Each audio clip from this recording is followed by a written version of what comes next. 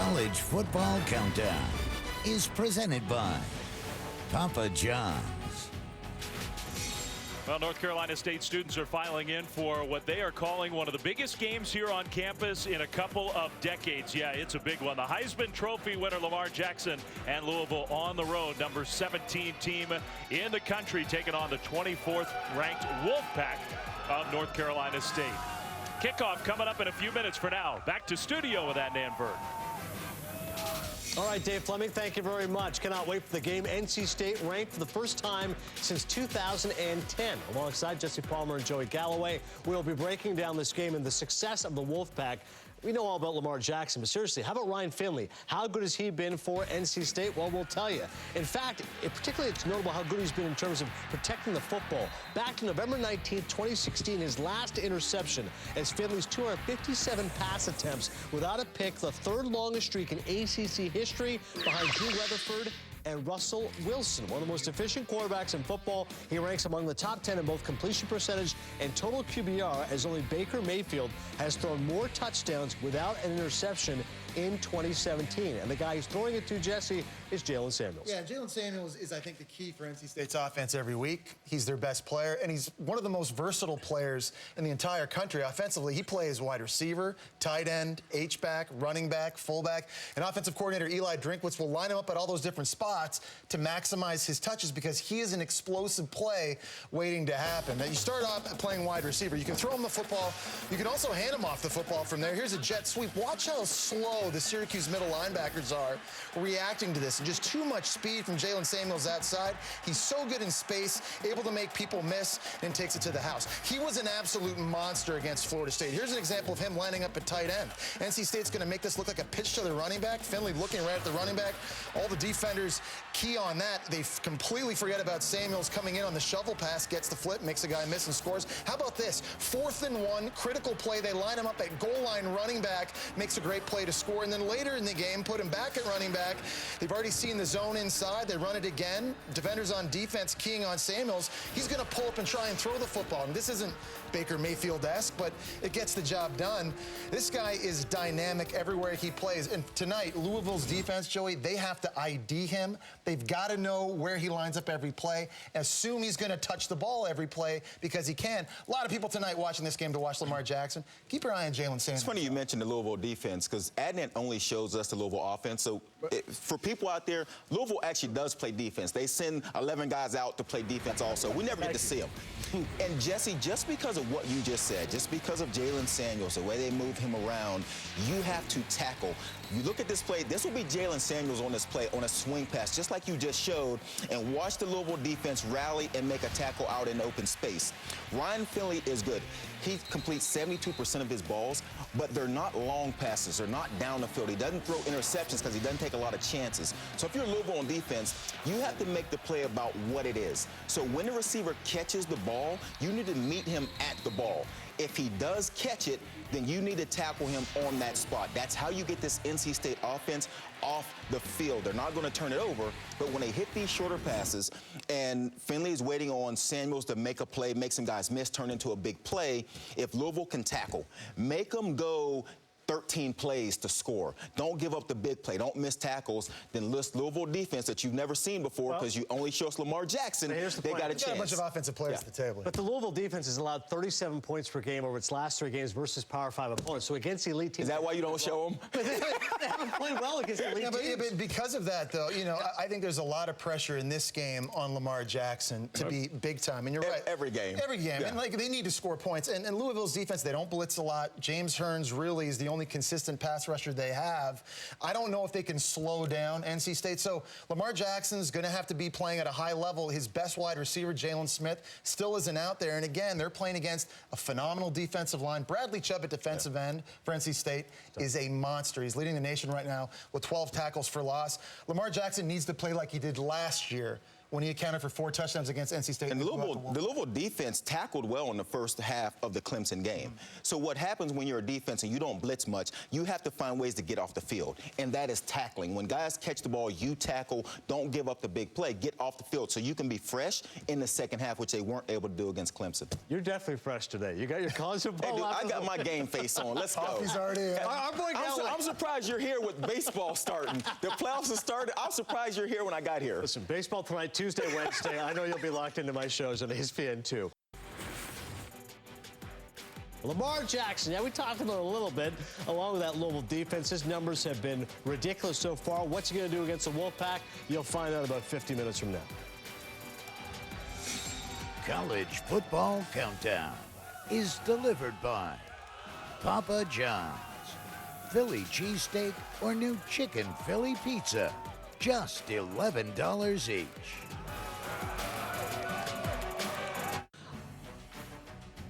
Jalen Samuels, just explaining how talented he is. So far, he's been great in the ACC. Louisville, NC State, 40 minutes from now.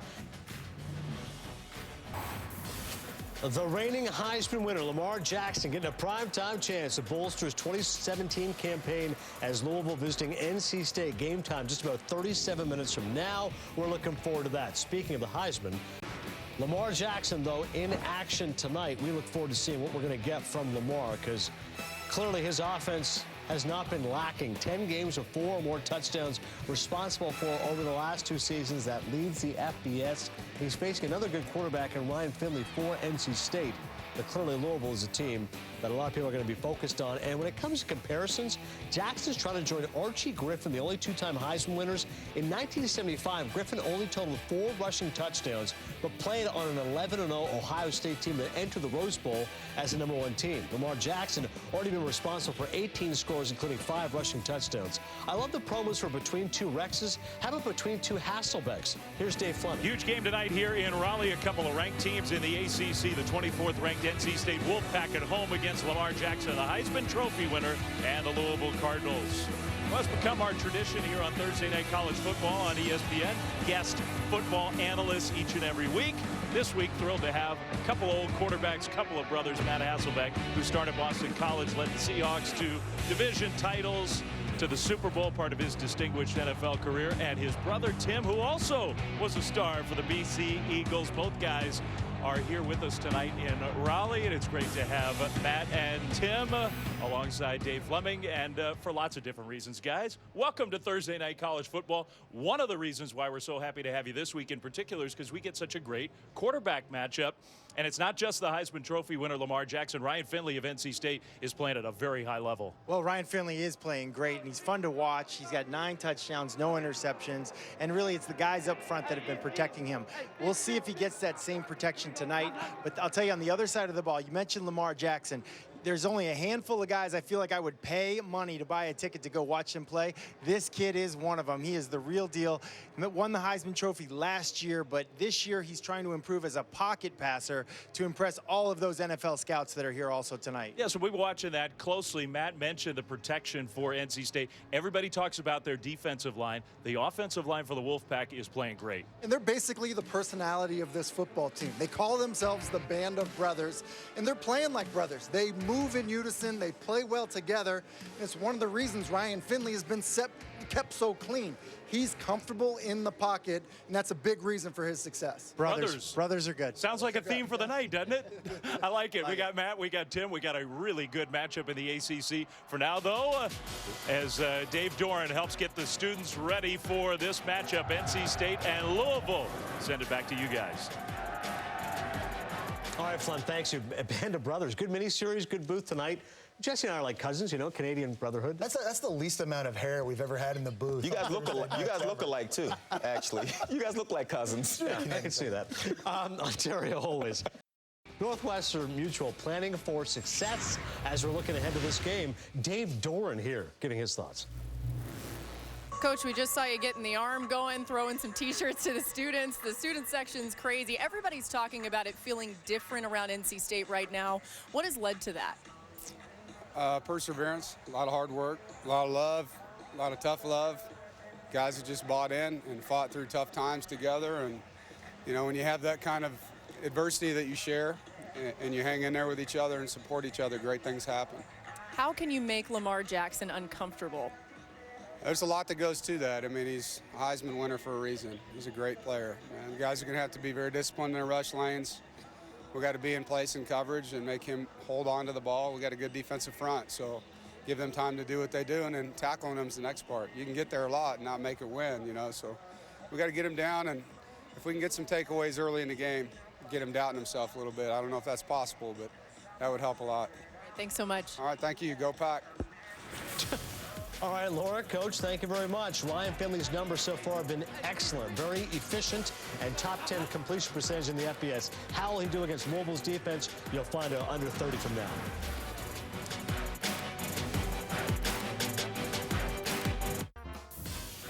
To Louisville taking on NC State under 20 minutes from now. Don't worry, Jess will be in New York later tonight getting after it. Maybe you'll see him out on the town.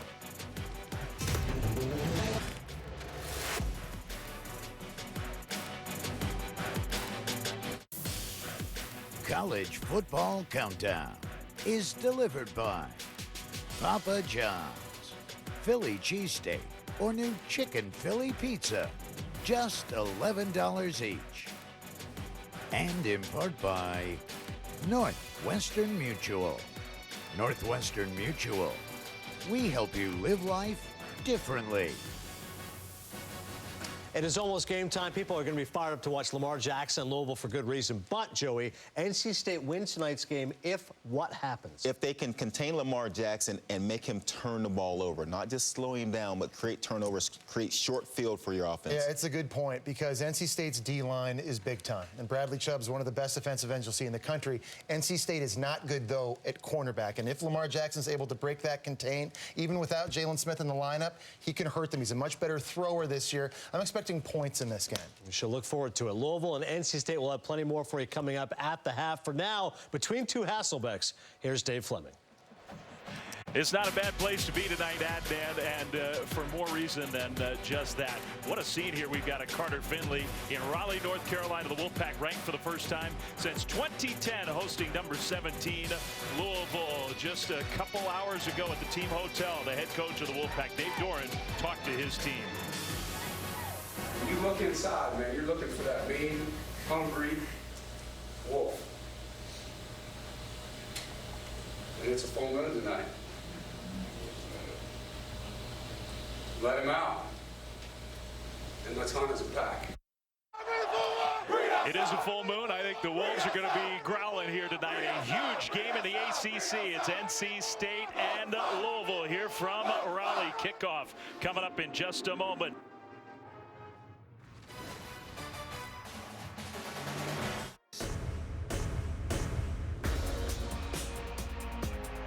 And Thursday night football tonight here from Raleigh, North Carolina means a very big game in the ACC. And the Wolfpack are getting ready. They debut their black Howell uniforms for the first time, wearing them here at Carter-Finley Stadium. And the head coach getting ready to release his Wolfpack out onto the field. Here they come.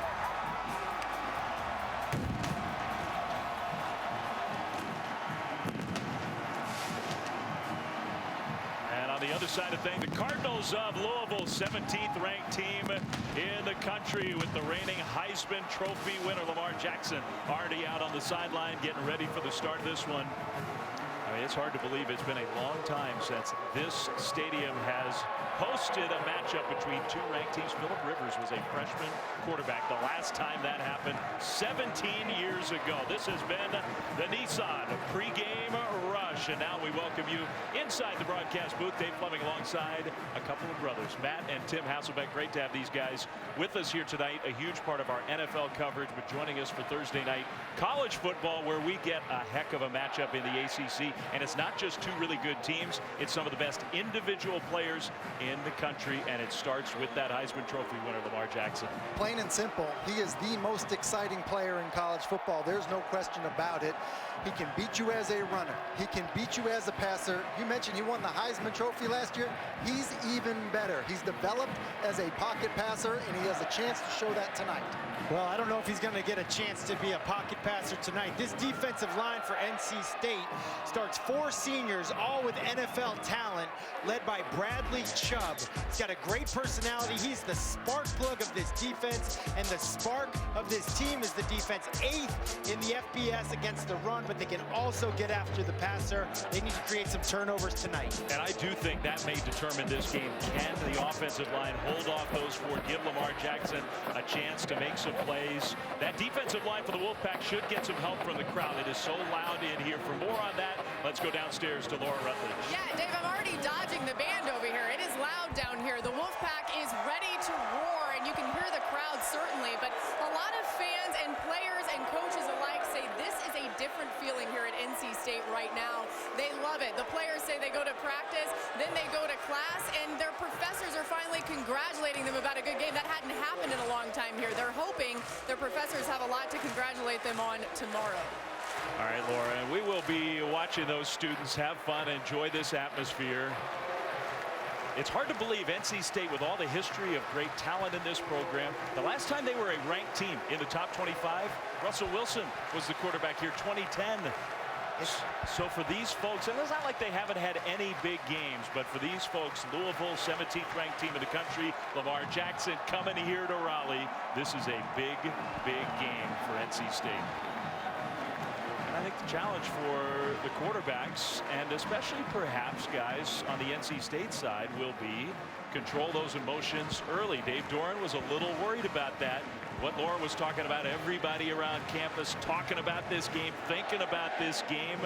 Maybe the Wolfpack would be a little bit overhyped coming into kickoff. Well, I liked what Ryan Finley had to say to us yesterday, saying, hey, this is the big game, the biggest game of the season, because it's the next one. And I also liked what Eli Drinkwitz, the offensive coordinator, said. Hey, listen, I'm going to let my quarterback write down 5 plays that he really wants early in this game, and I'm going to mix them in so he's comfortable.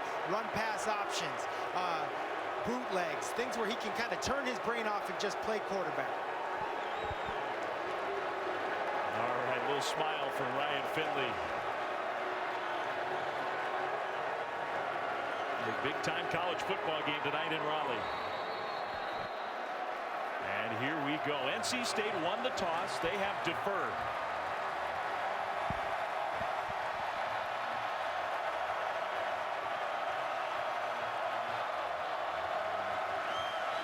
Kyle Bambar will kick it deep to Louisville. The Cardinals will have the ball first.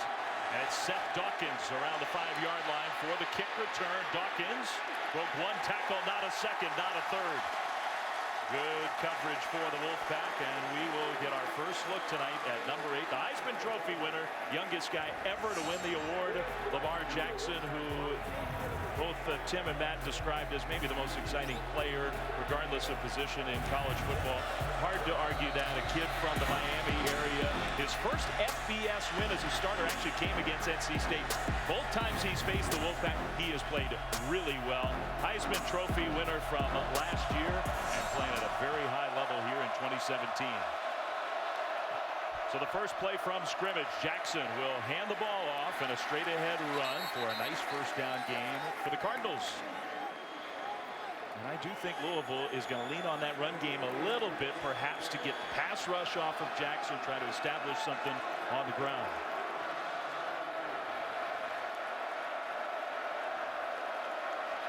Reggie Bonifant got the first carry of the night.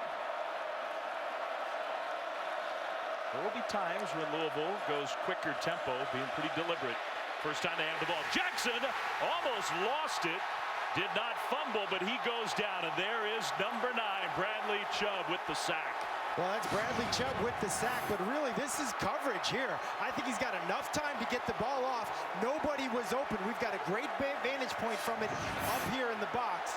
That's a coverage sack all the way. Here's the other thing. They're backed up near the student section, and that place is going crazy right now, certainly contributing for that defensive line.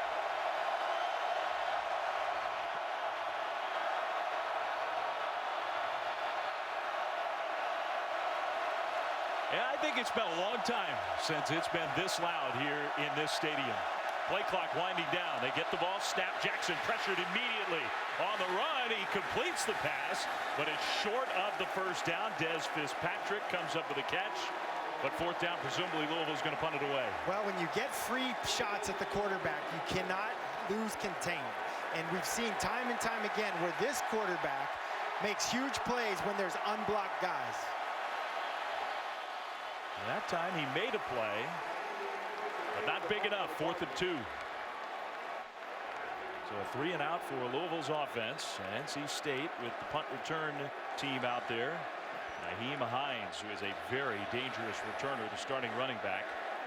Mason King, sophomore punter, a flag thrown.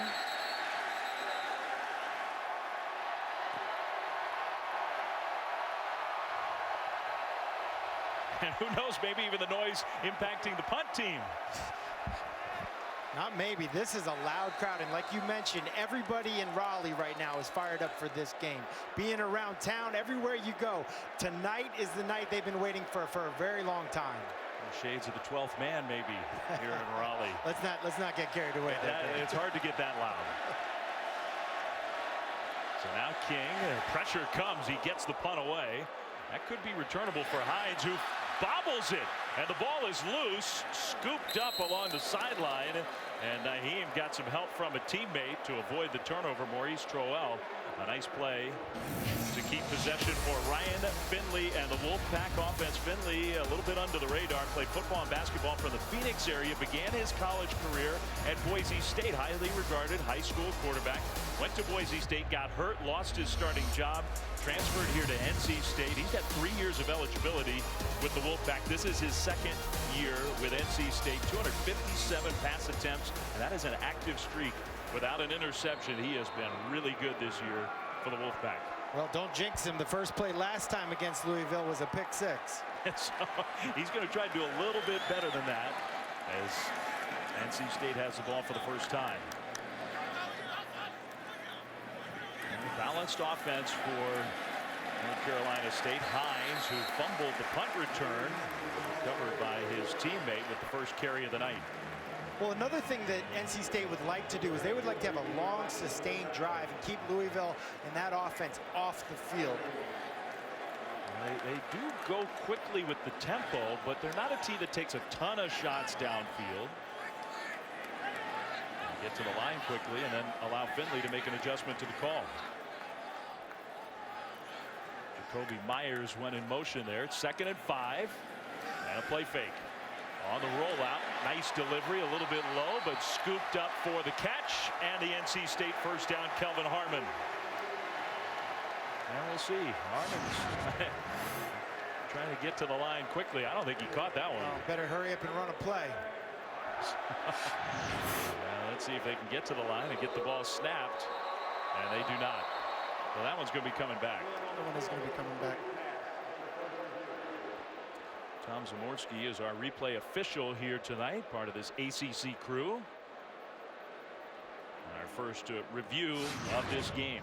Another look just to confirm what we saw first. I think this hits the turf, doesn't it? It does, and he has Harmon. It really should be an easy throw. Eli Drinkwitz, the offensive coordinator, is trying to get an easy throw. It was a play action, move the pocket play. And when you do that, you're staring right at your receiver with no underneath coverage. Really should be pitch and catch. One he probably wants back already. So they will have to get organized with where the chains go back, what will be the down and distance, but I think that'll be an easy overturn. Ruling on the field pass complete, but that one should be coming back. Well, you mentioned the play action. This is something that Ryan Finley has done a great job of this season. His completion percentage on play action is elite. I mean, we talked to Coach Dave Dorn before the game. He said, hey, this quarterback, he's elite smart. I think he's elite at play action as well. All right, let's get the confirmation here. After review, replay has determined that the receiver did not complete the process of the catch. By rule, that's an incomplete pass. We'll have 3rd down and 6. The ball will be placed in the middle of the field. The clock will start on the snap. Well, we all knew it, but that does change the calculus here for Dave Dorn and his offense. After the defense came up with a 3 and out, now his offense facing a 3rd and a long 5. Louisville's defense this year has been good, not great, and we saw that highly anticipated matchup in Louisville against Clemson, where the defense really got burned. Really, for this NC State offense, the guy that they love getting the football to is Jalen Samuels. You know, they move him around, they use him a bunch of different ways, and so I would think the first 3rd down opportunity you have, he has to be a big part of the plan here. is kind of always the default for this offense. If there's any question, let's find number 1. J-Sam time is what they call it here. They do. They call it that, and he is one of the top receivers in the country. He's really kind of an H-back receiver, running back hybrid. It was really fascinating talking to these guys yesterday. J-Sam, he goes to tight end meetings, plays running back, runs a lot of wide receiver routes. He really does it all for him. He's the kind of guy you definitely want on your football team. Hometown kind of kid. Charlotte's a couple hours away, but a very good high school player. Same issue in high school. Nobody knew exactly where he was going to play. NC State took him and played him everywhere. He's one of the best players in the country. 3rd and 5. After the replay overturned, Finley, with time in the pocket, completes the pass with the big hit. And guess who? Not number 1, number 11, who is emerging as a big play guy on the outside. Jacoby Myers. Well, I really like that 3rd down concept. For these guys to win, they got to convert on 3rd downs. 3rd and 5 or less is manageable in my opinion. So a 9-yard gain on 3rd and 5, 1st and 10 Wolfpack. Out to the 40. Now they'll bring Jalen Samuels into the backfield, kind of a pistol type formation. Plenty of time on that play clock, and they will hand the ball off to Samuels. Traditional running back look for a nice 1st down gain. And they brought the corner blitz there. They started in an empty formation with no threat of the run. Like you said, Dave, they brought the running back into the pistol formation. Now it's a threat of a run, and they're going to bring the corner blitz to stop it. That's a good job by that offensive line. When you bring the corner, you have an extra defender in there. They sorted it out. Good job by the guys up front. And that has been a theme for NC State. Their defensive line gets all the credit. The offensive line has been playing at a very high level. Well, they're heating them up again. They've got the blitz up top. And got to the corner for a 1st down and more with Samuels. Listen, this is a great decision by the quarterback. It's a run-pass option. He's got the ability to hand the football off, but if he gets pressure off the corner, which he does there, you just throw the bubble screen. It's an easy pickup, basically an extension of their run game. Stephon Lewis maybe got away with grabbing a little bit of the jersey, getting that block on the wide receiver Lewis. 1st and 10, NC State now into Louisville territory. On the move, 1st drive of the game for the Wolfpack. Got bump and run coverage for the 1st time tonight. A chance to go down the sideline, and what an acrobatic catch in traffic by Lewis. They love this kid, Steph Lewis. Like I said, bump and run coverage. They were sitting back early. They love these big receivers here at NC State. Give them a chance. Keep the ball in bounds. What a great play. I think that's an early nominee for You Got Mossed right there by Steph Lewis. Randy Moss! Randy Moss! We got someone who got mossed, buddy. He got 5 feet down and controlled the ball. There is an injured NC State player. I think that's Tyrone Prescott, who was a part of that offensive line, which has been playing so well. Big T, they call him. Big T. 6'5", 338, junior from Decatur. And we're looking at that right knee. The band of brothers, this NC State offensive line has become so tight-knit, so close. And Tim, you said it leading into this game, it's almost like the personality of those 5 has become the personality of this NC State team. Yeah, Dwayne Ledford, their offensive line coach, has really done a good job of really coming in and basically getting these guys to play for each other, really caring about one another. There's a poster that they had made up for themselves. I mean, these guys have completely bought into this. They even have nicknames for each other. Like the real Band of Brothers. It is true, and there's funny nicknames too. Tyler Jones, the complainer. Yeah, you think he loves that one? I don't know. We got Big T. Wisdom's pretty strong nickname. Pretty strong, but you always want your center to be the vocal leader. And Sleeve's got some serious NFL talent as well. He does. Will Richardson, who was suspended for the first couple of games for NC State, has come back, and he's played great at right tackle. So we'll see if they miss big number 70. Playing off coverage this time. And it is right at the 10-yard line, so it is 1st and goal. A little pitch play, well defended by Louisville. They saw that one coming. Jalen Samuels with the catch, but Trayvon Young was right there.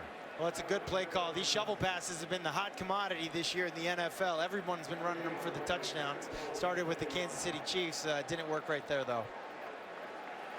Well, and Finley's out of the game here. Yeah, Ryan Finley comes out. Jalen McClendon, who does have a package, maybe a little bit more mobile, a little bit more athletic quarterback. Looks like a gadget play to me. Second and goal. They snap it to him. He gives it to Samuels, and then another handoff coming back in the other direction. But Louisville was right there again for a loss of 3. And Jacoby Myers ended up with the ball in his hands, but he got swamped. It'll be third and goal. You could see when McClendon came into the game, Louisville started communicating. They looked like they were prepared. They knew that there was some sort of gadget, trick play coming in. They were ready for the reverse. This is the guy you've been talking about, Eli Drinkwitz, who has done an excellent job at NC State offensive coordinator. Coach Drink's got a great reputation. Tim and I both loved him. He's creative. He obviously is a very good communicator to these guys on this offense. Hiding under the visor up in the booth, watching third and goal for NC State with Samuels in motion. They'll fake it to him, and the ball comes out. The ball is loose on the turf. Louisville thinks they have it, and they do. That's a turnover. And Finley just dropped the ball, it looked like to me.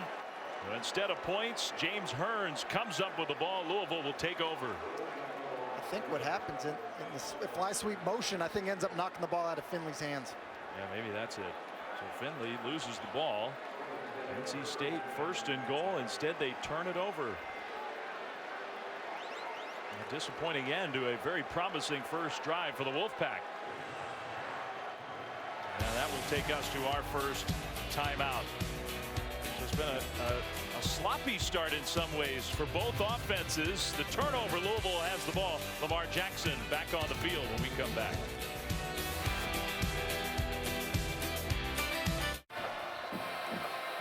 A full moon tonight here in Raleigh, North Carolina. The Wolfpack feeling like that's a pretty good sign for them. At home as a ranked team against ranked Louisville. Big game in the ACC.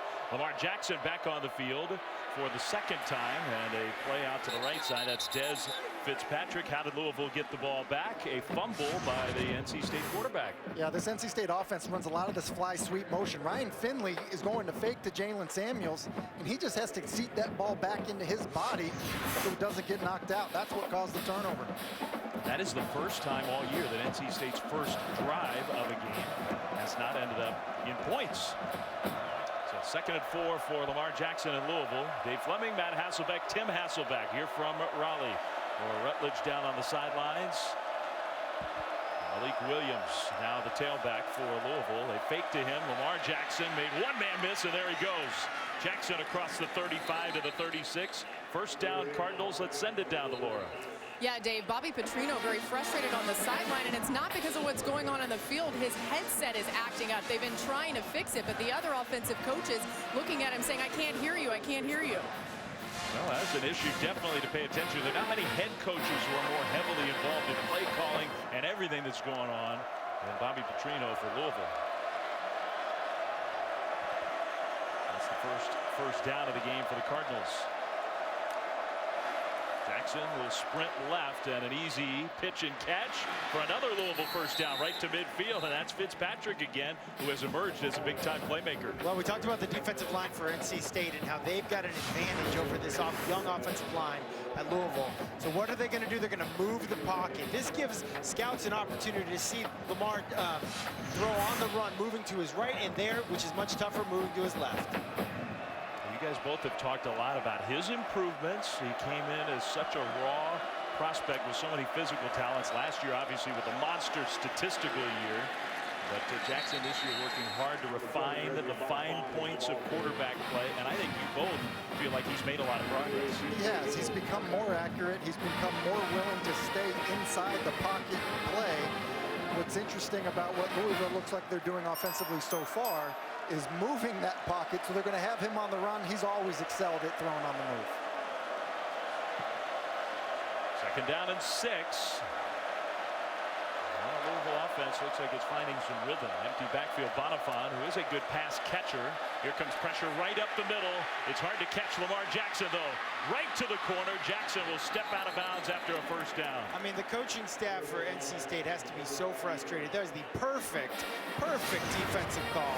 Yet a guy comes unblocked right up the middle, like we talked about in the pregame, and the still amazing play first down. It's demoralizing to your team when you have the right call, you have free runners, and it turns into a first down. That's how talented this guy is. Instead of -10, that's 10 plus.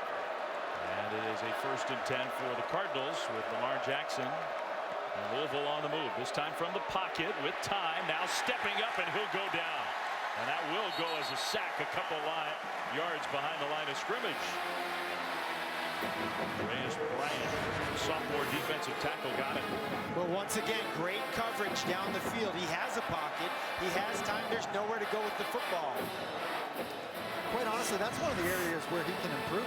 You know, he has a pocket there. There's no reason to climb into the sack. Stay right there. Stay right in that pocket. Continue to look downfield. It's probably hard for a guy this talented at running the ball to actually throw the ball away.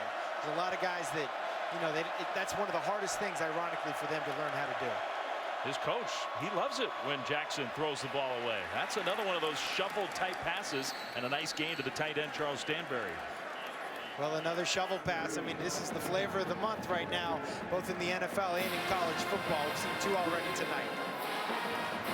Stanberry coming off his best game as a threat in the pass game. 3rd down and 3.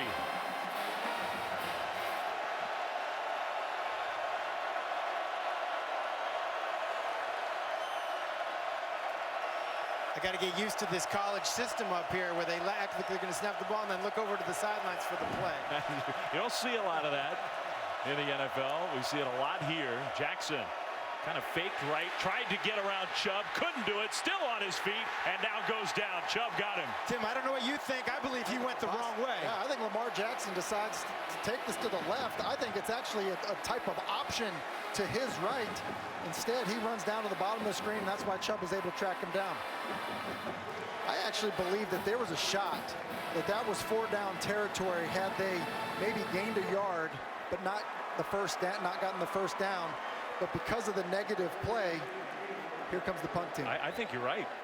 Well, that is a huge loss. Even just 4 yards takes him out of long field goal range, takes him out of more reasonable 4th and go for it range. And they're going to punt the ball with Mason King, trying to pin the Wolfpack deep. Nobody back there deep, and the ball lands. Great punt. And will be down to inside the 1. Well, that's great execution by Mason King. Well, we're talking about it. Just making sure that ball stayed there. I think it did. Yeah, they're going to put it right at the 1-yard line. Wow. Well, I'll tell you what, you know, you got the turnover, obviously, but another critical element is special teams. And this punt right here, and then the execution of downing it at the 1, that is incredible play on special teams right there. Another difference between college and the NFL. Feet don't matter. Where's the ball? It is outside the end zone. Wolfpack have a long field when we come back. ESPN Thursday Night College Football. Brought to you by Nissan, premier partner of the Heisman Trophy. And Verizon, the best network and the best unlimited.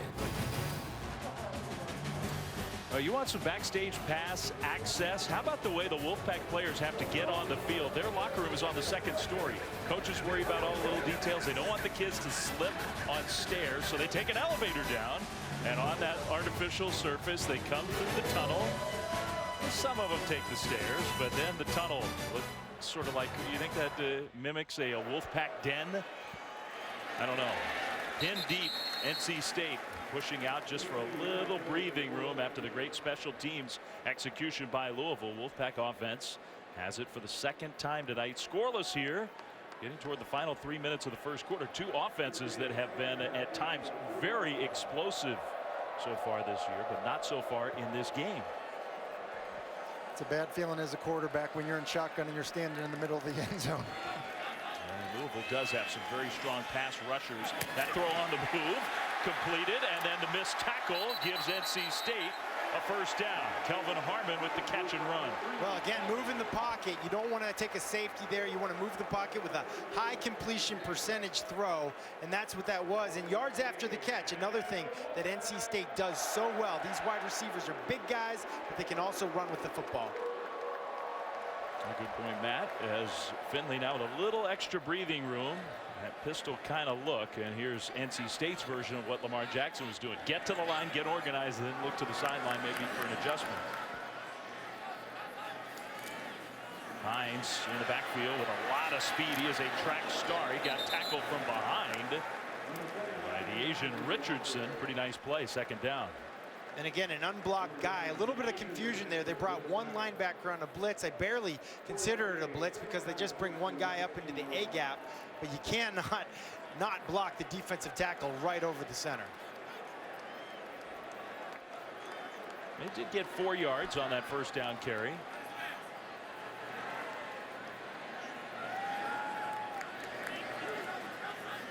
Looks to me like Big T is back in the game. That pass complete right at the marker for an NC State first down. Should be at least. See where they spot the ball.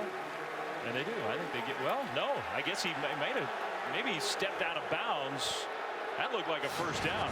Looks like a terrible spot to me. We'll see the replay. Jacoby Myers. Well, first of all, he got knocked backwards. That's a terrible spot. I mean, forward progress. He's past the 25-yard line. That's a terrible spot. And I think they are going to look at this upstairs. The ruling on the field is under further review. You know what you get a sense of, though, when you're watching Ryan Finley play? He's a rhythm passer, and it looks like they've done a pretty good job so far of getting him into a rhythm. That's a quick out that's thrown on rhythm.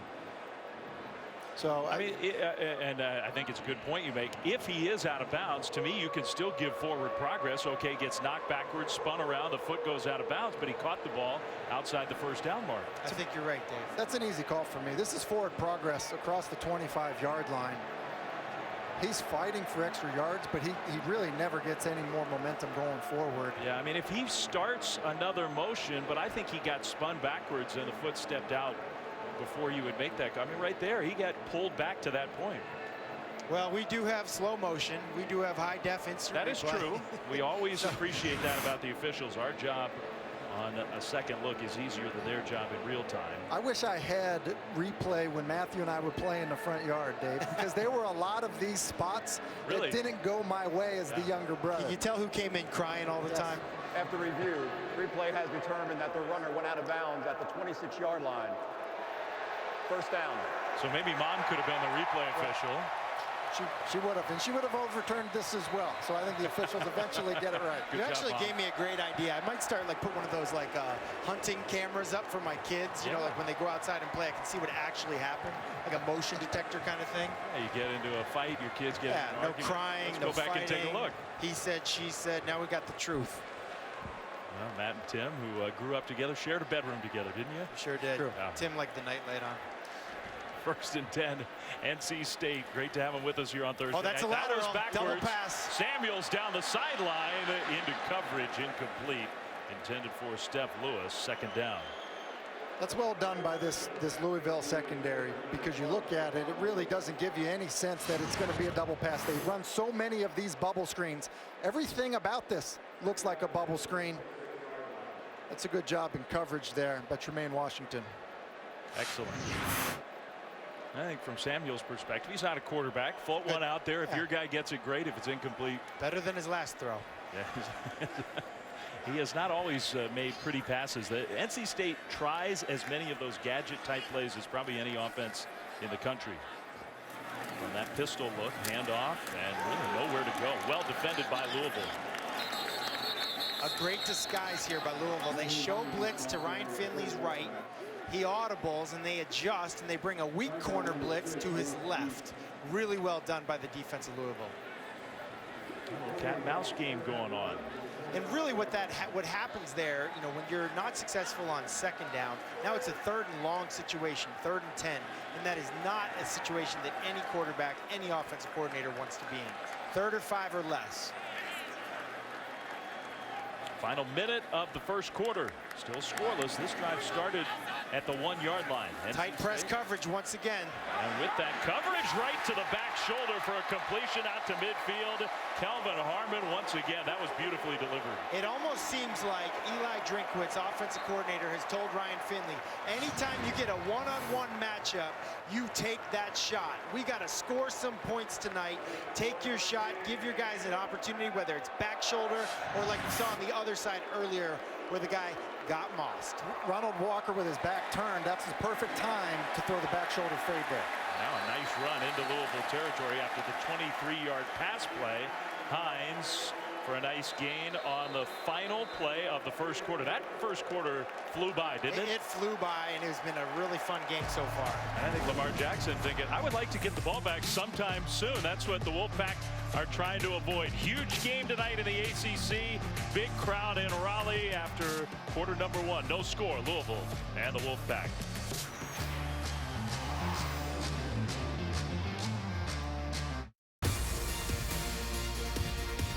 Big game in the big house on Saturday night. Our college football look ahead is brought to you by Xfinity X1, the 110th meeting. Michigan State, Michigan Spartans have won 7 of the last 9 in the series. First time those two have played ever under the lights in prime time. That's kind of amazing in 110 years. And the Spartans have been tough. I think a little better team than expected coming into this year. Meanwhile, NC State ranked in the top 25 for the first time since Russell Wilson was their quarterback. On 2nd and short, nowhere to go for Nyheim Hines. James Hearns, who came up with the fumble recovery. Wolfpack had 1st and goal on their first drive, turned it over. And both offenses struggling to get going in this one. This is the first time this season either team scoreless after the first quarter. Well, when you come into a game and there's so much hype for an opposing offense, I think you get really excited as a defense. And you take it as like, hey, this is our Super Bowl. This is our chance to rise up. Both defenses have done that so far. A little extra motion. Finley rolling out, nowhere to go with the ball, and he throws it away. So now a decision coming up for NC State on 4th and 2. Dave Doran is a coach who likes to be aggressive. He is aggressive. He also said that they've got an analytics team that helps him with that stuff. But he said he takes that information, he takes that math and those statistics, and he goes with his gut. Listen, I think this is the right decision here. You know, you were backed up on your own 1-yard line. What you've done is you've swung field position now. This is the right decision in this moment, I believe. Opportunity to pin this Louisville defense back deep. Let's see if they can execute. A.J. Cole, who is a good punter, execute the way that Louisville did when they were in this same kind of spot. Well, end-over-end punt with coverage headed down that way, and they do. And I think tiptoeing Hines kept it out of the end zone, almost in a different way, the exact same result on the other side of the field. Punters everywhere are fired up. This is some incredible play by both punters tonight, both coverage guys, gunners. Very exciting. And it's kind of nice to have a wide receiver running back with those hands covering the punt, huh? A starter nonetheless. A starter. That's why you put your starters out on special teams. That's how you make an NFL team. You play on special teams as well. Well done.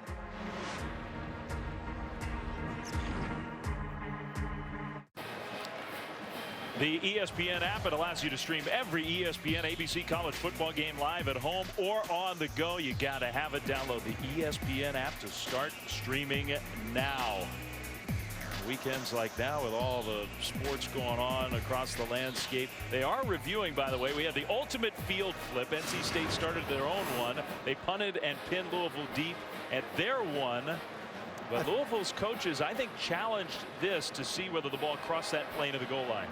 And remember, in college, that's the key point. Does the ball touch that plane of the goal line at any point? Let's get the call. Determined that the receiving team player first touched the punt at the 2-yard line.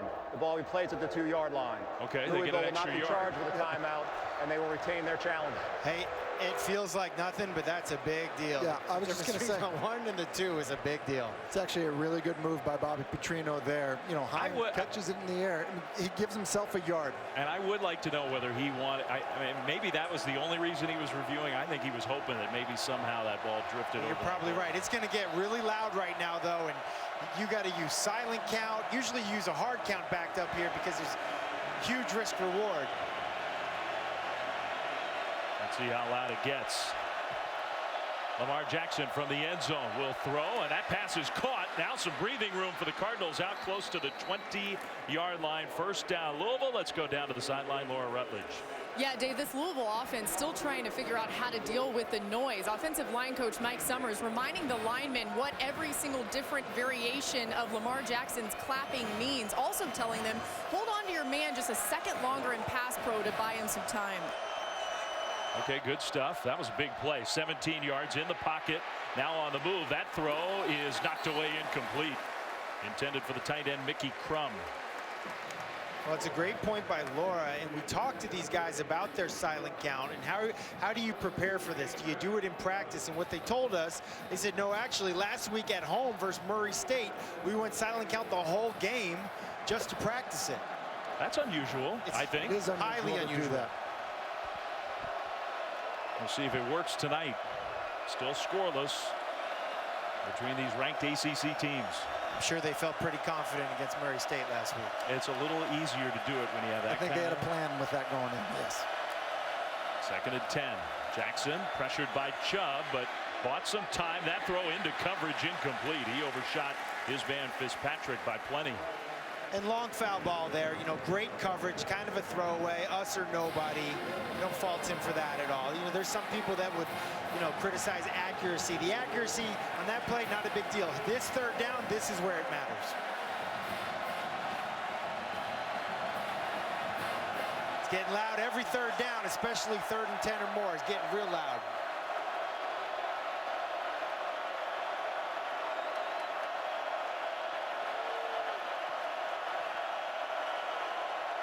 For 2 on 3rd down. Williams in the backfield. The pressure came very quickly, and that one sails over the head of the wide receiver. Incomplete. 4th and 10. Yeah, and basically it's pressure up the middle on center Robbie Bell. That's where NC State wanted to attack. Pressure up the middle. We're talking about Lamar Jackson being a better player from inside the pocket, but it's right in his face. It's hard to play when you have people in your lap as a quarterback. My buddy on Sunday Countdown, Rex Ryan, will be proud. They stemmed and shifted to that old Buddy Ryan Bear defense on that to confuse the offensive line. It worked. So King punting again. That one more of a line drive kind of kick. Fair catch. Hines at the 41 will send us to a timeout. Little inside access from the Wolfpack offensive meeting rooms with Coach Drink. We'll have that for you when we come back.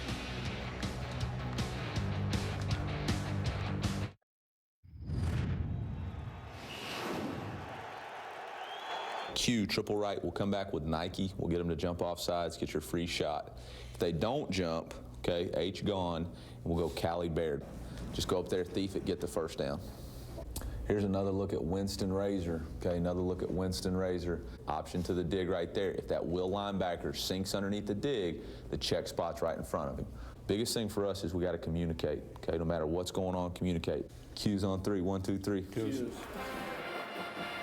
Well, very cool to have the inside access in the quarterback meeting room on game day with Coach Drink and his quarterbacks. Matt and Tim, you guys both were in a lot of those meetings. What were they talking about? I love it. It's like your own language there.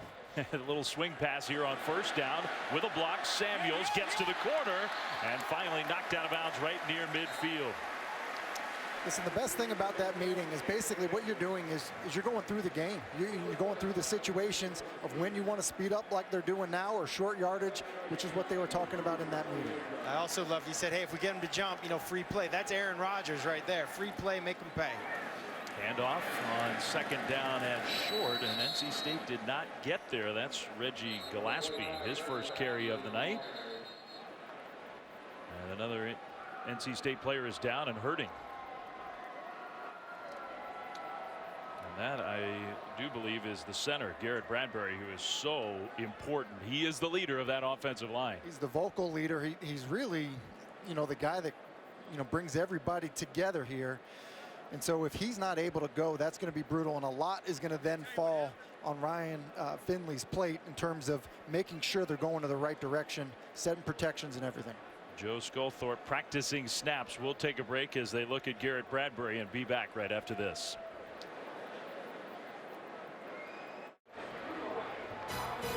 This Saturday, 2 big Week 6 games for you right here on ESPN. First at 3:30 Eastern, number 13 Miami. Maybe a special season for the Hurricanes against their rival Florida State. And then number 1 Alabama against Texas A&M. The Aggies playing better. Both games will stream live on the ESPN app. The center, Garrett Bradbury, hurt. He is out of the game. And Finley from under center hands off to Samuels when they need a yard. That's usually the guy who gets the ball. He got a half a yard. He stopped a little bit short. They did not get the 1st down. We got a young center who 2 years ago was playing high school football in North Carolina. Now he's playing on Thursday night football. Got a 4th down, and they're going to go for it anyway. Here we go. This is what they were talking about in the quarterback meeting room. Thief it, quarterback sneak. It's exactly what they're doing. And they run right behind him. I love it. Well, I'm glad you guys are here with us this week, speaking the quarterback language, because that was the day of game quarterback meeting. It really was, and he said in that you could thief it, just steal it. Thief it. You see it, take it. Tom Brady does that well. These guys did it excellent right there. That's Ryan Finley's role model, Tom Brady. He's learning everything about the Patriots quarterback. We've got to emulate. And pretty good. That's their first rushing first down for the Wolfpack. Sculthorpe, the redshirt freshman center, will. You got tight press coverage once again. Got the post. Taking a shot. He's got the post. He's open. It is caught at the 10. Touchdown. Kelvin Harmon. Great throw. And great read. I mean, we mentioned it pre-snap. You got tight man-to-man coverage. That time it was outside coverage. They're taking advantage of the freshman, the true freshman, number 6, Russ Yeast. I believe that's the 2nd time. We've got the injury to Jair Alexander, one of the best corners in the game. Probably the 2nd best corner in the ACC, and that's quite a compliment. The thing they wanted Ryan Finley to improve on this offseason, become a better runner and become a better deep ball thrower. He looked like he's a pretty good deep ball thrower on that one. Extra point up and good. 48 yards, and with 11:47 to go in the 2nd quarter, we were expecting maybe a little more offense than this. We get our first points on the board. Basically what you get is you're getting a quarter's coverage right here. You want to attack that safety. So you're running a post over the top and you're running a vertical at him to hold this safety here. That's what you're doing. And that's Ryan Finley's read right there. You're trying to hold that safety with the in cut, which is exactly what they get. Perfect read, perfect throw. The way you coach the quarterback, you say, quarterback, you're responsible for the safety. Wide receiver, you're responsible for the corner. Both guys did their job, and really that's really wide open and a well-thrown ball for a touchdown, and this team needed it at the right time with the injury to the starting center. What a way to answer. And I'll go back to the other point that you guys made. Okay, good execution on 4th and a half yard. Get up to the line, make your read, get the half yard, set up the big play on first down. This NC State team does a nice job of controlling the tempo. Sometimes they wait till the play clock's about to run out, and then other times they get up and snap the ball quick and use that to their advantage. In the end zone, and the Cardinals will take the touchback. Remember last year, this game, this matchup, now it was in Louisville, was a blowout. Lamar Jackson ran wild on the Wolfpack, and it was maybe the most disheartening loss all year for NC State. This is a different year for the Wolfpack. Absolutely, in a different first quarter. I believe it was 17-0 after the first quarter. They were, I don't know, it was 40 to something at half. I mean, this is not what Louisville had anticipated how this game was going to go. And look, NC State's weathered some storms. They've had a turnover. They've had some bad field position. They've done a pretty good job so far. And for the most part, they've controlled the Heisman Trophy winner. Jackson pressured again, buying some time. Jackson stumbles and goes down.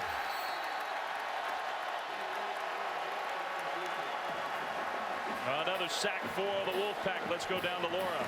Wolfpack D-line coach Kevin Patrick telling his guys, whatever you do, don't take your eyes off of that quarterback. But he also advised them to keep changing up their rushes. He said, we cannot let Louisville figure out what we're doing there.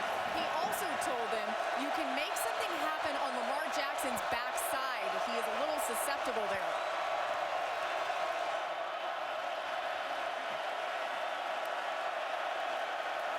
Another throw across the middle, beautifully delivered. And the big hit will stop Louisville short of the first down. Corey Reed. Well, they went to that Buddy Ryan Bear defense once again. Lamar recognizes it and gets the ball out quick right over the middle where he had a guy wide open. But again, third down is going to be the difference in this game. You've got a 3rd and 4.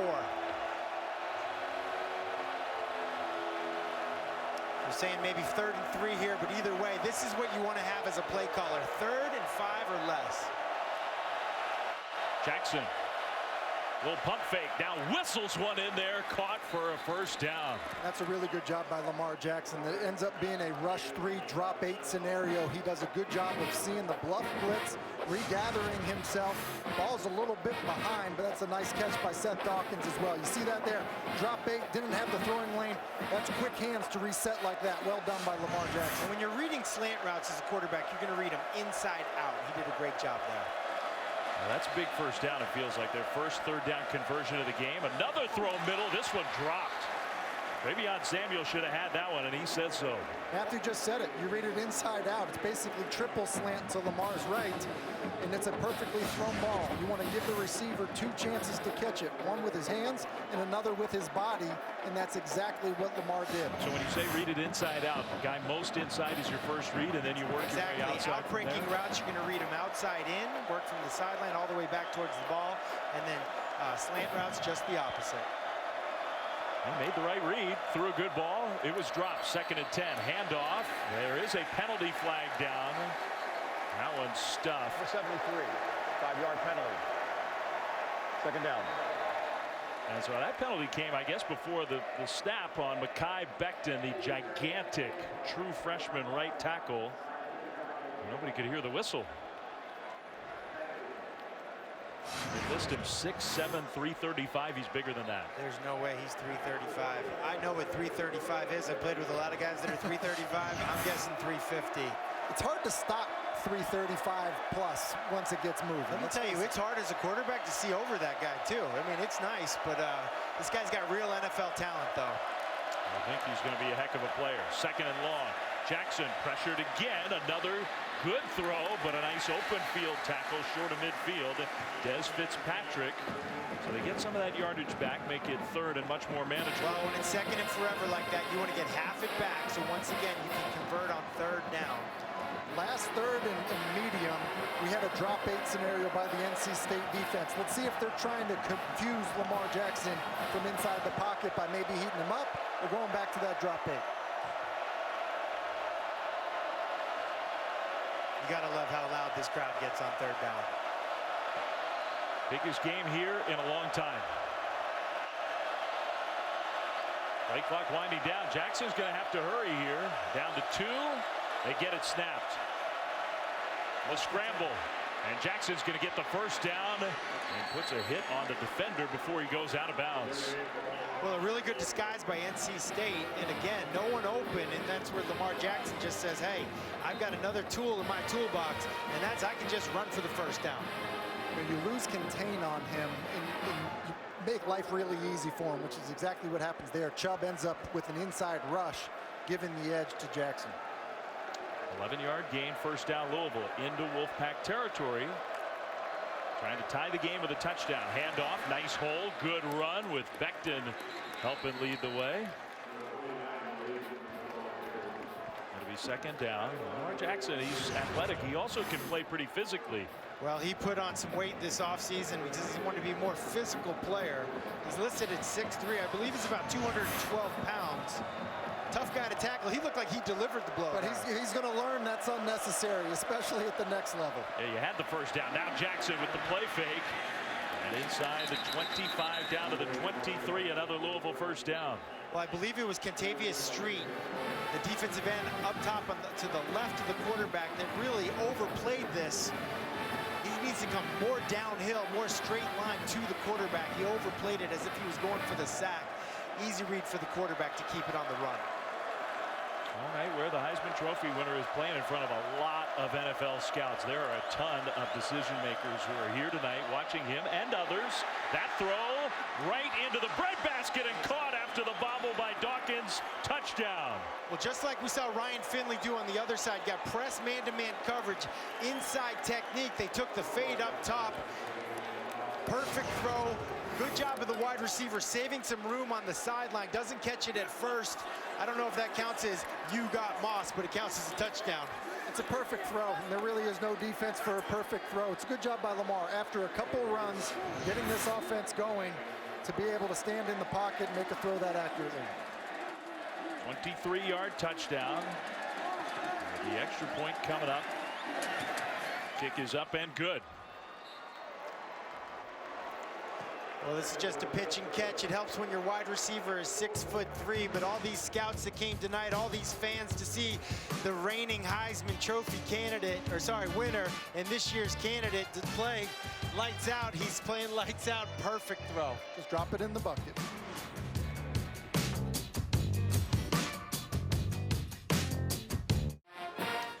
Well, we mentioned it, guys. There are a ton of NFL personnel people who are here tonight watching NC State and Louisville. Some of them looking for quarterbacks. Yeah, some of them are. Some of them look for D linemen. A lot of them are. They're in the right spot. And a lot of teams represented. Those scouts, they almost always wear their team gear. I've seen some GMs here tonight also. Yeah, so it's not just scouts. They're big-time decision makers. Yeah. And Seahawks. Yeah. Got the hat. Look at that. Russell Wilson? Russell Wilson? Russell Wilson does everything for the Seahawks. This guy's amazing. Close. Plays the Rams this weekend. Russell, of course, spent part of his college career here in Raleigh, finished at Wisconsin, now one of the great stars in the NFL. And Nyheim Hines fell down. The Wolfpack get the ball back. Let's go down to Lauren.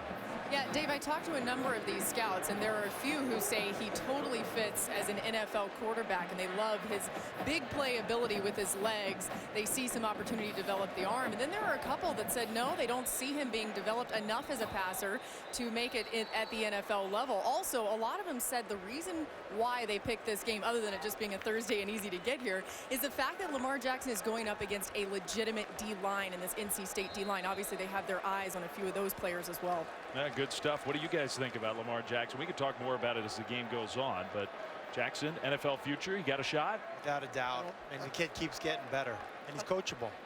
And he wants to improve in the pocket, which is where he needs to improve. And the other skills, you can't teach. He has those already. He does. Well, not a bad little move there on the first down run for the Wolfpack. I'm not sure what happened to Hines on the kick return, but it's given NC State poor field position to start this drive. Game tied at 7. Dave Fleming, Matt Hasselbeck, Tim Hasselbeck, Laura Rutledge down on the sidelines. Two ranked teams here in Raleigh. A beautiful full moon kind of night. Ryan Finley, nice delivery, and there goes Samuels out into the open. The big guy to midfield. He breaks a tackle to the 30. Jalen Samuels leaps over a defender inside the 10, first and goal. Great recognition by Ryan Finley. Press man coverage everywhere except on the way inside on Jay Sams. He recognizes it, gets him the ball early, on time, and great yards after the catch. And you see why they want the ball in his hands as much as possible. And don't be surprised to see this NC State offense to try to hurry up after a big play. It's one of the things they like to do. 79 yards. Finley got the ball to him. Jalen Samuels did the rest. How about that? First and goal. Hines play fake. Finley's going to keep it. And Finley cuts inside. That wasn't a bad move by a guy who's not known for his ability. Gets inside the 5. It wasn't a good move either. That's not the strength. Listen, he said he liked Tom Brady. Fair. I think he's emulating Tom Brady's running ability as well. But what it will do, NC State has not run the football that effectively, and it's about keeping them honest on defense. So not a bad play call in this situation. It's a great point, and it's actually a great read. He felt the backside end coming down the line, trying to cut back, take that cutback lane away. He kept the ball for a gain. He got 4 yards. I thought it had a chance to be kind of a disaster. They will just hand it off to Samuels. He cuts inside, but goes nowhere. It'll be 3rd and goal. In fairness, we're comparing him to the quarterback on the other side. That's why it didn't seem so nice. Okay. Yeah.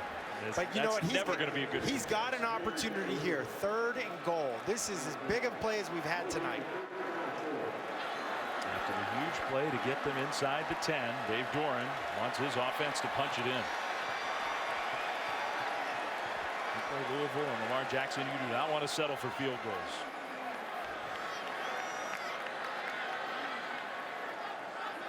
From the shotgun, Finley's going to throw. A little pump fake. He's got nothing. He throws it. Touchdown. What a play.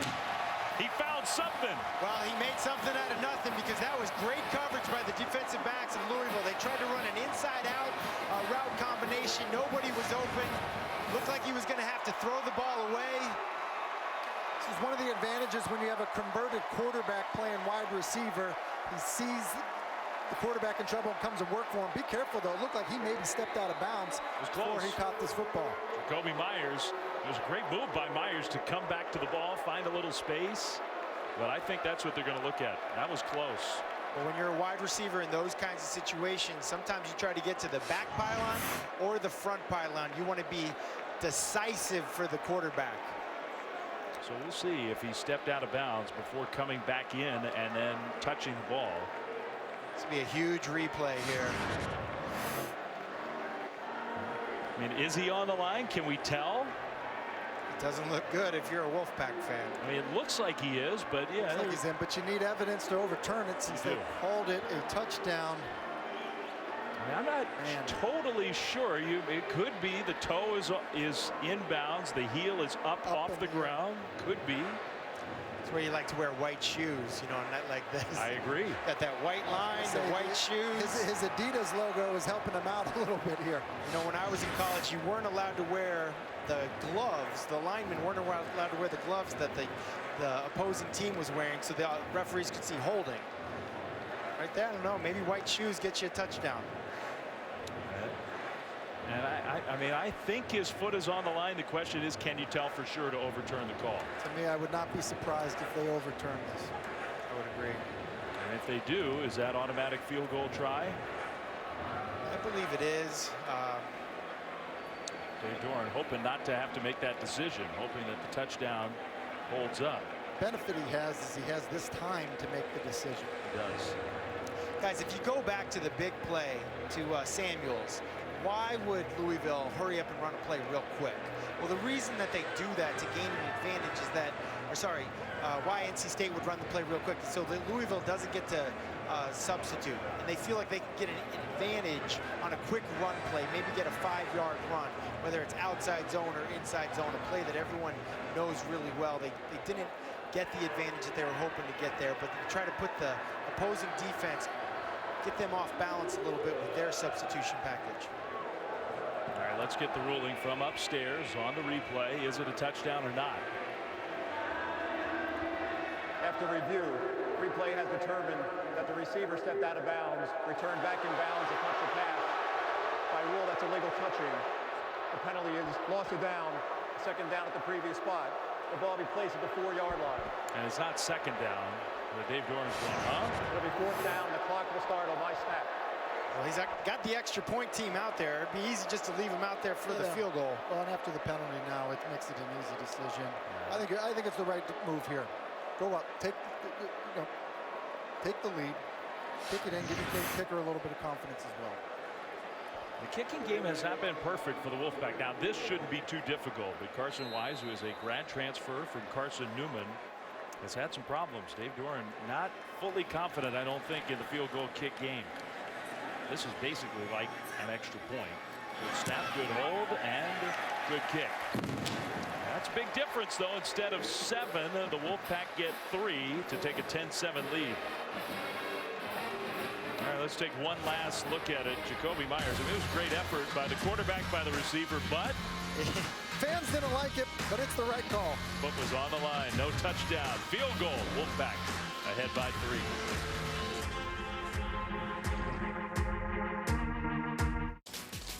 ESPN Thursday Night College Football, brought to you by the 2017 Lincoln NKX. Now, of course, I don't have to tell the Hasselbecks this. That's not tap dancing. That's, come on, that's clogging. Clogging. We knew that. We knew all about it. The official folk dance of the state of North Carolina. They have a club, a clogging club. Can I be honest? I had no idea. I had no idea. Now I know. I think you'd be pretty good at it. Clogging. Low line drive kind of kickoff, and it will be down for a touchback as Louisville and Lamar Jackson get the ball back, trailing 10-3. Taco Bell, a proud partner of the college football playoff. Be on the lookout for Taco Bell student sections and passionate fans like these at games all season long. One theme from the Wolfpack when we were here this week, the buzz on campus, the talk in class. Walking around here in Raleigh, the beautiful weather this week, everybody talking about this game and this team. One of the seniors said, a professor said, hey, good luck on Thursday night. He was like, wow, that's never happened before. I love it. Pretty good feeling when you get that kind of treatment on campus. 10-7 Wolfpack. Jackson being pressured, trying to dance around it now. He is finally going to go down. He actually, did he shovel the ball off or did it get fumbled away? Stanbury, the tight end, came away with the football. And then they blew the whistle. It's going to be a big loss no matter what.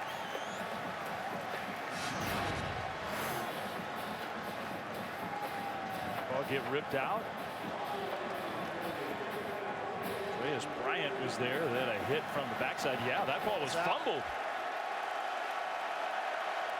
What a heads-up play by Stanbury and a very fortunate bounce for Louisville. Louisville protection is not holding up when they're trying to push the ball down the field like they were trying to do there. Well, it was an 8-man protection with a 2-man route, and both guys were covered. And they got the sack. Jackson, little pump fake, throw across the middle for the catch. For a nice gain across the 30-yard line to Des Fitzpatrick. Well, really nice by Lamar Jackson there. He had number 1 open. He went to number 2. He was not open. He went to number 3. He was open. Big play. The way the ball snaps off his hand is so impressive. That is the flick of the wrist on about a 15-yard in cut. That's really well done. That's kind of the signature throw for Lamar Jackson in a lot of ways. 3rd and 3. They'll bring some pressure again. They got a hit on Jackson and the pass is incomplete. Well, 3rd down is clearly the blitz down tonight for NC State. They brought pressure once again. He had to throw it a little bit quicker than he wanted to. He sees the pressure. He throws away from the pressure. But a nice job by this defense. You really got to tip your cap to these guys. The way that they've come out and played against one of the most electrifying quarterbacks in the game has been nice. Bradley Chubb is giving Christian, the left tackle, all he can handle. I'm not sure he touched Bradley Chubb on that inside move. You saw why so many of the scouts are here to watch number 9, just like they're here to watch number 8. Another punt for Louisville. NC State's going to get the ball back. Hines cuts it upfield with open room. Now there is a flag on the play to midfield and into Louisville territory. We'll see if this one's coming back. Looks like a block in the back by the body language that I'm seeing here. Score on the return. Legal block in the back. Return team number 33. 10-yard penalty. 1st down. That costs a lot of field position. Sometimes it's hard. You just can't help yourself. It's not much of a push at all.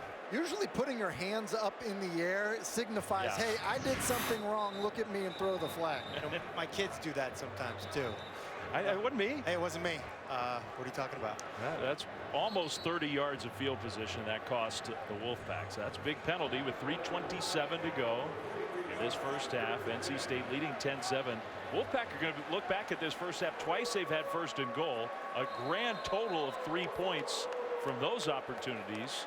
In a lot of ways, they have dominated play. The total yardage very much in favor of NC State. To be up by 3 with all their miscues, it's amazing.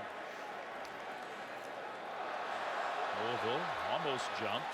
There was no flag. Finley keeping it. And Finley with a block dives forward outside the 30 and gets close to a 1st down. And once again, a zone read. This is not his strength, but he reads it perfectly. It's a way to keep the defense honest, and he goes up there and gets a really nice gain.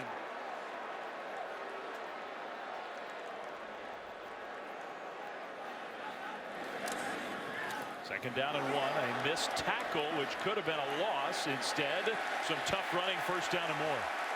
I like when play callers, which is what Eli Drinkwitz just did here, is he repeats plays. Ran a zone read and was the quarterback keep. You run the zone read again. This time it's handed to the back. If they haven't stopped it, don't stop calling it. 5 yards, 1st down. With NC State and the way they can go up tempo, 2:45 plus all 3 timeouts. That should be plenty of time. If they can move the ball into scoring position. Finley's throw incomplete. Well, I'm not sure who that ball was being thrown to. If that ball was a grenade, both guys would have been in trouble. Kind of in between both of them, but it wasn't to either one. Well, Finley's got that streak. No interceptions thrown in a long time. The longest active streak in college football. He did have one last week, though, that was called back because of penalty. Hey, those don't count. And those do not count. They definitely don't count, Dave. I mean, you know, watch it there. Yeah. Hey, if you throw so many that are perfect that go off the receiver's hands that count as interception, it all evens out. Yeah, the Wolfpack coaches didn't necessarily agree with you guys. That run to the outside, nice bounce by Gillespie. 1st down, NC State. I really like Gillespie as a runner. He's a tough physical runner. Good stiff arm there.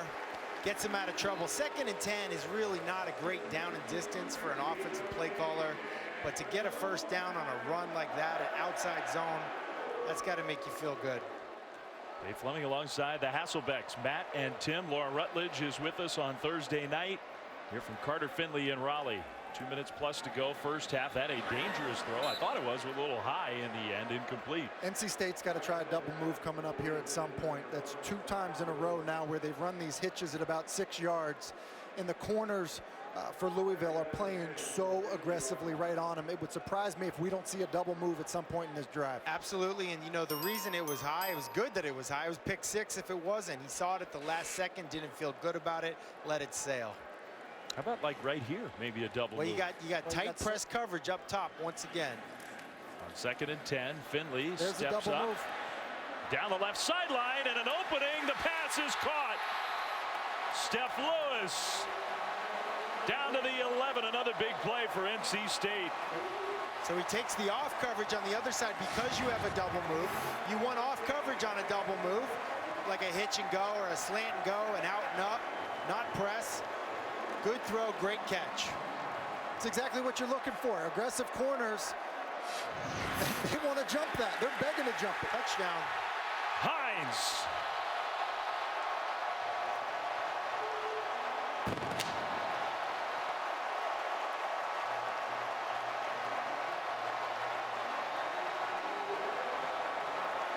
And that was a big sequence for NC State. 7 plays, 77 yards down the field into the end zone.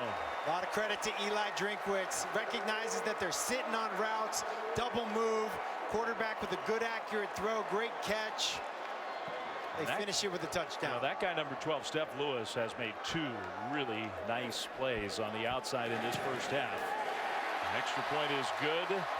17-7 Wolfpack. Let's take another look at that touchdown run. So it's a good job of the guys up front. Hat on a hat, get up a seam, 1 foot and go. Hines into the end zone. And that defensive end, he stutter steps because of what? The quarterback boot threat. They ran it earlier in the game. It was effective enough for a touchdown run.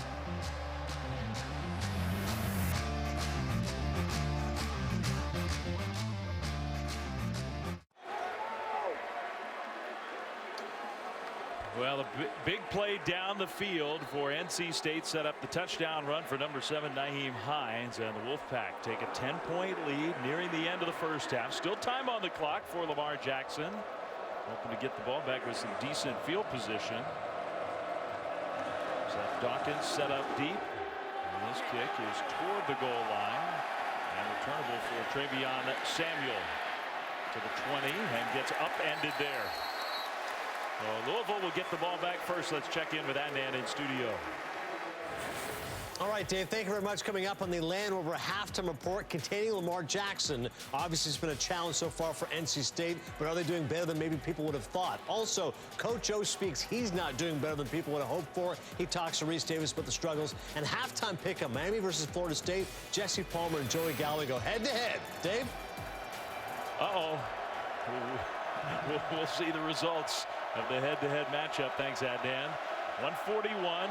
Louisville pressured again and right on the money for the catch on the sideline from Jackson to Fitzpatrick. That's been the hookup in this game for the Cardinals. It really has. A really impressive throw. Flick of the wrist, moving, sliding out of the pocket, not bolting, eyes downfield, accurate throw on the comeback outside.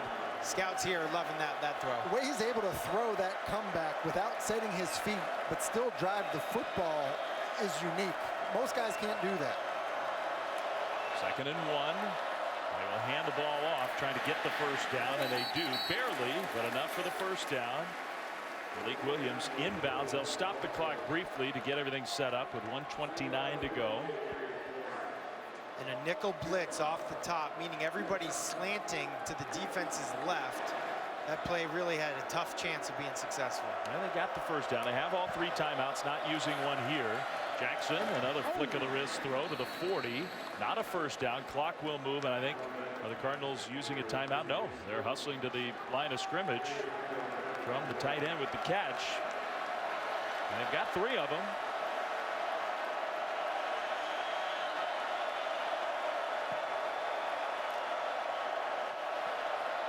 Jackson pressured. Jackson with that acceleration got away from the first guy, not the second. It is a first down with the big hit on the end of that play from Fernandez, the middle linebacker. Well, again, I think these Louisville coaches are cringing when they see him deliver the blow like that. But the NC State defensive coaches are holding their breath when he takes off running. You got 3 timeouts. I'm not sure why they didn't use at least one of them in that sequence. We're down to 37 seconds on the clock. That was a drop from Mickey Crum. But to me, that's just too much time ticking off the clock when you're still around midfield. It's one of the challenges that you have when you have a quarterback that's running. You know, that's the guy that's your coach on the field to help you take the timeout. You got 3 of them. You did such a good job not burning one earlier in the half. Anyway, I think they'll look back and wish they took those timeouts. Took at least one of them. Now whistles blow. They're going to have to put some time back on the clock. And NC State uses a timeout on defense here. Timeout, NC State. Please reset the game clock to 37 seconds. I do want to go back to the touchdown and the long throw that set up the touchdown for NC State, because you guys called it right before the play happened. Listen, Tremaine Washington is playing off coverage. Right? Finley has press up top. They're going to run a curl and go. After Washington had been so aggressive twice already in that drive, it was exactly what they were looking for.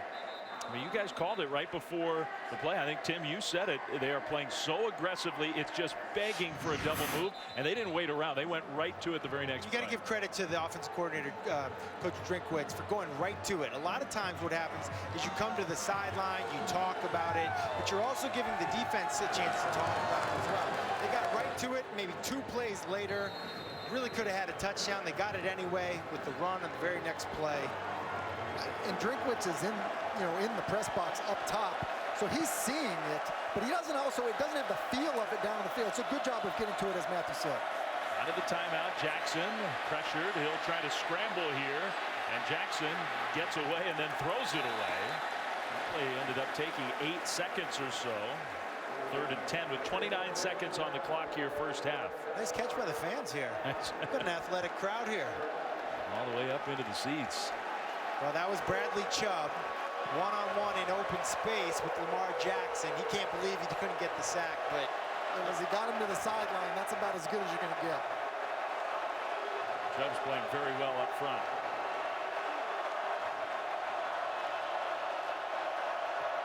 Blanton Creaky, the field goal kicker, hoping to have a chance. Stumble and an open receiver to catch inside the 30. How did Jackson even stay on his feet? We saw a lot of people slipping so far tonight, but sometimes what happens when a quarterback slips just a little bit, the defense relaxes and guys get open. That ended up being a great catch by Des Fitzpatrick, who's having a monster first half, 27 yards. He's over 100 for the game. This will be a 30-second timeout. Listen, we're talking about Lamar Jackson playing from inside the pocket. That's playing from inside the pocket there. You lose your footing, you're able to regather yourself, and then drive that middle of the field read, which is what he does there. That's excellent. Just a redshirt freshman, Des Fitzpatrick, who was a big-time recruit for the state of Michigan. Not a lot of Michigan kids come to Louisville, and yet he looks like maybe their next star at the wide receiver spot. The pressure for the Wolfpack has been there all night long. Well, this is the first sack of the night. Protection at times has actually been okay. I got to give credit to the guys downfield in coverage.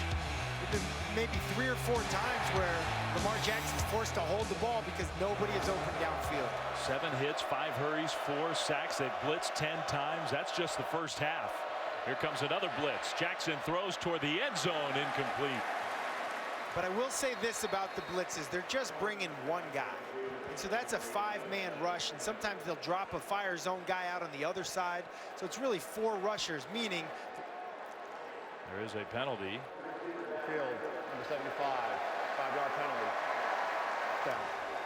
So meaning that they're not committing, they're not taking people from coverage to rush gaps. And I think that's worked very effectively so far tonight. It certainly has, and what it's also allowing them to do is isolate Robbie Bell, the center, which is who that last penalty was on. 17 seconds. Louisville does have 2 timeouts. They're in at least close to long field goal range here. Right about long field goal range now. A timeout again for the Wolfpack. I think these pass rushers are tired. I think they're tired. But, you know, after the scramble play by Lamar Jackson, Chubb looked tired. In the next play on the completion of Fitzpatrick, he wasn't able to give much of a rush. And you know what? If that's true, good use of a timeout. Heck yeah. Can't take them with you. Give you guys a breather. Allstate, proud to be part of the team that comes together to do good by contributing to participating universities' general scholarship funds for each field goal and extra point kick. To date, Allstate has contributed millions in scholarship funds. Considering the time on the clock, I think Louisville would be happy with a field goal try. Blanton Creaky, who has really done well for the Cardinals, 23 of 26, 47 yards, his career long. He's been dependable, accurate, hoping to get a shot here. Although maybe Petrino and Lamar Jackson would like to get a shot in the end zone first.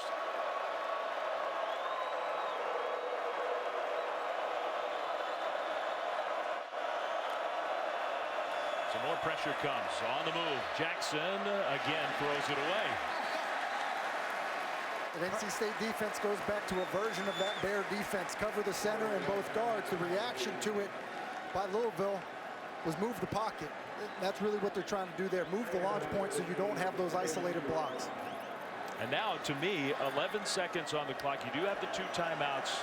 You probably have just one more play here before you're going to have to get ready for a field goal. And that'll be the decision that they need to make with this next play call. Are we going to go for it, or are we going to get about a 5-yard gainer to make it an easier field goal? Jackson looking for the short drop. He'll throw, and it's dropped. Now that would have helped make the field goal try a little more manageable. 8 seconds. Maybe you can do that again. That's the second drop on this drive for the tight end Mickey Crum. Well, and they chose door number 2 there. They were looking at a slant with a flat route, which is about a 5 to 7 yard gain. But NC State blew the coverage, and they would have had more than that. Yeah. There's a chance. There's a chance he could have scored there when the 2 defenders ran into each other. Got a super prevent defense here now. 8 seconds. You got 4 guys back near the goal line. They will throw, and wide open. Fitzpatrick steps out of bounds. Smart play by the freshman receiver. 3 seconds on the clock. Well, I'm not in love with that defensive call because they conceded the 3 points. They did. That was unusual. Look at this. He got 4 guys deep across the back, basically the 5-yard line. It's just giving you an easy field goal attempt. And that's not end of game where you're trying. That is strange. Good awareness by the quarterback, though. He took what they gave him. So Creaky, 33-yard attempt. A left-footed kicker. And Dave Doran was set up to call a timeout. He's going to use his final timeout and let the lefty Blanton Creaky think about it for a few minutes. All right, well, we got 3 seconds to go until halftime. Lamar Jackson has made some spectacular plays, but generally he has been contained by NC State. Biggest game on this campus in a long while. Dave Fleming, Matt Hasselbeck, Tim Hasselbeck, you guys, NFL guys for us, do a great job as our NFL coverage. How are you enjoying college football on Thursday night so far? It's been really fun, and this atmosphere is electric. The fans here have been waiting for a game like this for a long time, and they have delivered. The players have delivered. It's been a great one so far. It has been a lot of fun, and you get a sense of the talent Lamar Jackson has. I mean, it is incredible how quickly he can move, but then also the arm strength. The arm strength is clearly there for Lamar Jackson. And I think you do, when you see him in person, you do get a little bit of a different sense. You watch the highlights on SportsCenter, and they're all fun to watch, but he is something else. So here we go. No timeouts for the win. Now penalty flags. Might be too many men on the field. Prior to the snap, illegal substitution defense. Called players on the field. 5-yard penalty. Fourth down. Moving a little closer. Special teams coaches not real happy with that penalty. It's been a strange end of the half here for the Wolfpack. Basically giving up that yardage. And now the penalty to make this a much different field goal try. It really is amazing that they are winning right now with all these miscues. Not a perfect half for them. And now 28 yards for Creaky. Good hold. The kick is perfect. Right down the middle. On the final play of the first half, Louisville will take 3 extra points into the locker room. 17-10. That's our halftime score. NC State with the lead. We'll send you out to studio. Here's Adnan, Joey, and Jesse.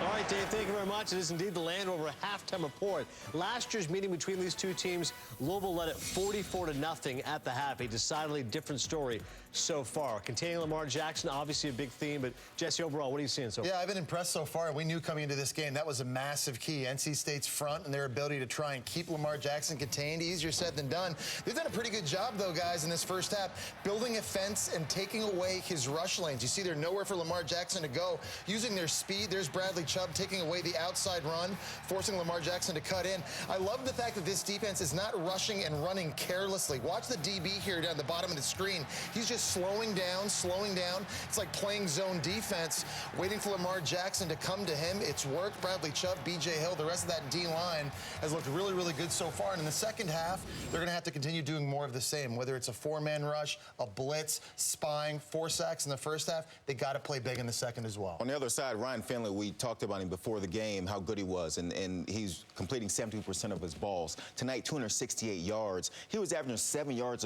a catch coming in. Tonight, 16 yards. Had the big one to Kevin Harmon for the touchdown downfield. This offense of NC State, the idea tonight, let's go downfield. I love the changeup. If you scouted this team, you're thinking we got to take care of the underneath pass, the dinks and the dunks, and you set your defense up that way. You come into a game like this, you go downfield and you complete passes, hits another one, sets up a short touchdown run.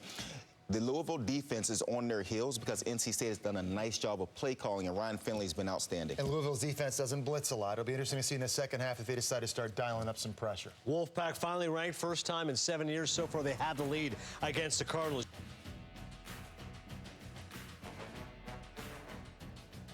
At NC State, we're on a march to achieve our full potential. We have extraordinary skills. We have great thinkers. From the hands-on introductory level all the way through the PhD. We're not just scientists that sit in a lab fiddling around with test tubes. We're problem solvers. We make something impossible possible. To solve real problems in the world that actually save lives. We are doing things that nobody else is doing. We're here to think and do the extraordinary. This halftime report is presented by Land Rover, above and beyond.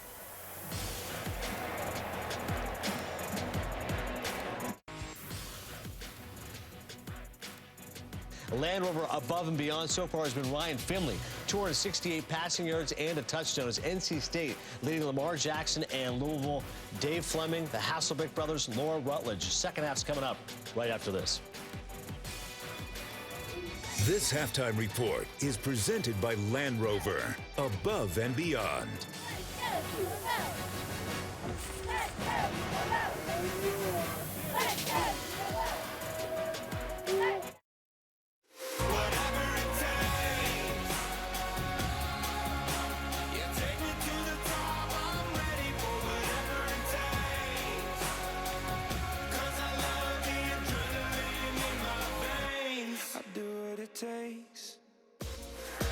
Thursday night football from Raleigh, North Carolina. This is the ACC on ESPN as we get ready to start the second half.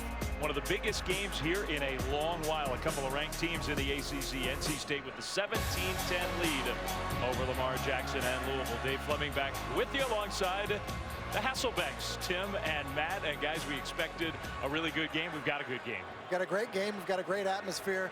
We've got really good quarterback play. That's what we've seen. And if you're NC State, you also cannot relax because Lamar Jackson can turn this game around. Yeah, we know that can happen fast, and Lamar Jackson will have to wait to get on the field because NC State, remember, won the toss and deferred. So Louisville had the ball first. NC State will get it first to start the second half with that touchdown lead. The kick return set up to the 20, bouncing off tacklers out close to the 30. You guys mentioned the quarterback play. We focused on Jackson a lot. How about Ryan Finley's performance? Well, it's been great quarterback play. Ryan Finley, elite intelligence, his coach told us, but he's been calm, cool, collected, and composed, and he's made them pay in tight man-to-man bump and run coverage down the field. We saw later on with the double move. Then we saw the post against quarters coverage with outside technique. He recognizes it. Great numbers really for him, very efficient. On the other side of the ball, not quite as efficient with completion percentage, but still an electric player in Lamar Jackson. fun to watch, and he's playing good football as well. The big plays were a factor. Twice as many yards per attempt for Finley than for the Heisman Trophy winner. And Finley and the Wolfpack are out on the field. Little pistol look and a handoff on first down. Nyheim Hines, who is a talented running back. He's had 3 good weeks in a row. Hadn't been a huge factor so far tonight with the gain on first down. See these signals here. They got Pittsburgh Penguins, New York Giants. I love college football with these signs they have on the sidelines. Very interesting. I think he's just trying to get his face on one of them, Dave. I think that's what's happening there. Could be. 2nd and 4 for the Wolfpack. Another handoff to Hines. Same side. Gets close, but stops short of a first down. So right away out of the locker room, it's a 3rd and 1. Well, I do like this NC. It looks like we've got an injury here. This time on the Louisville side.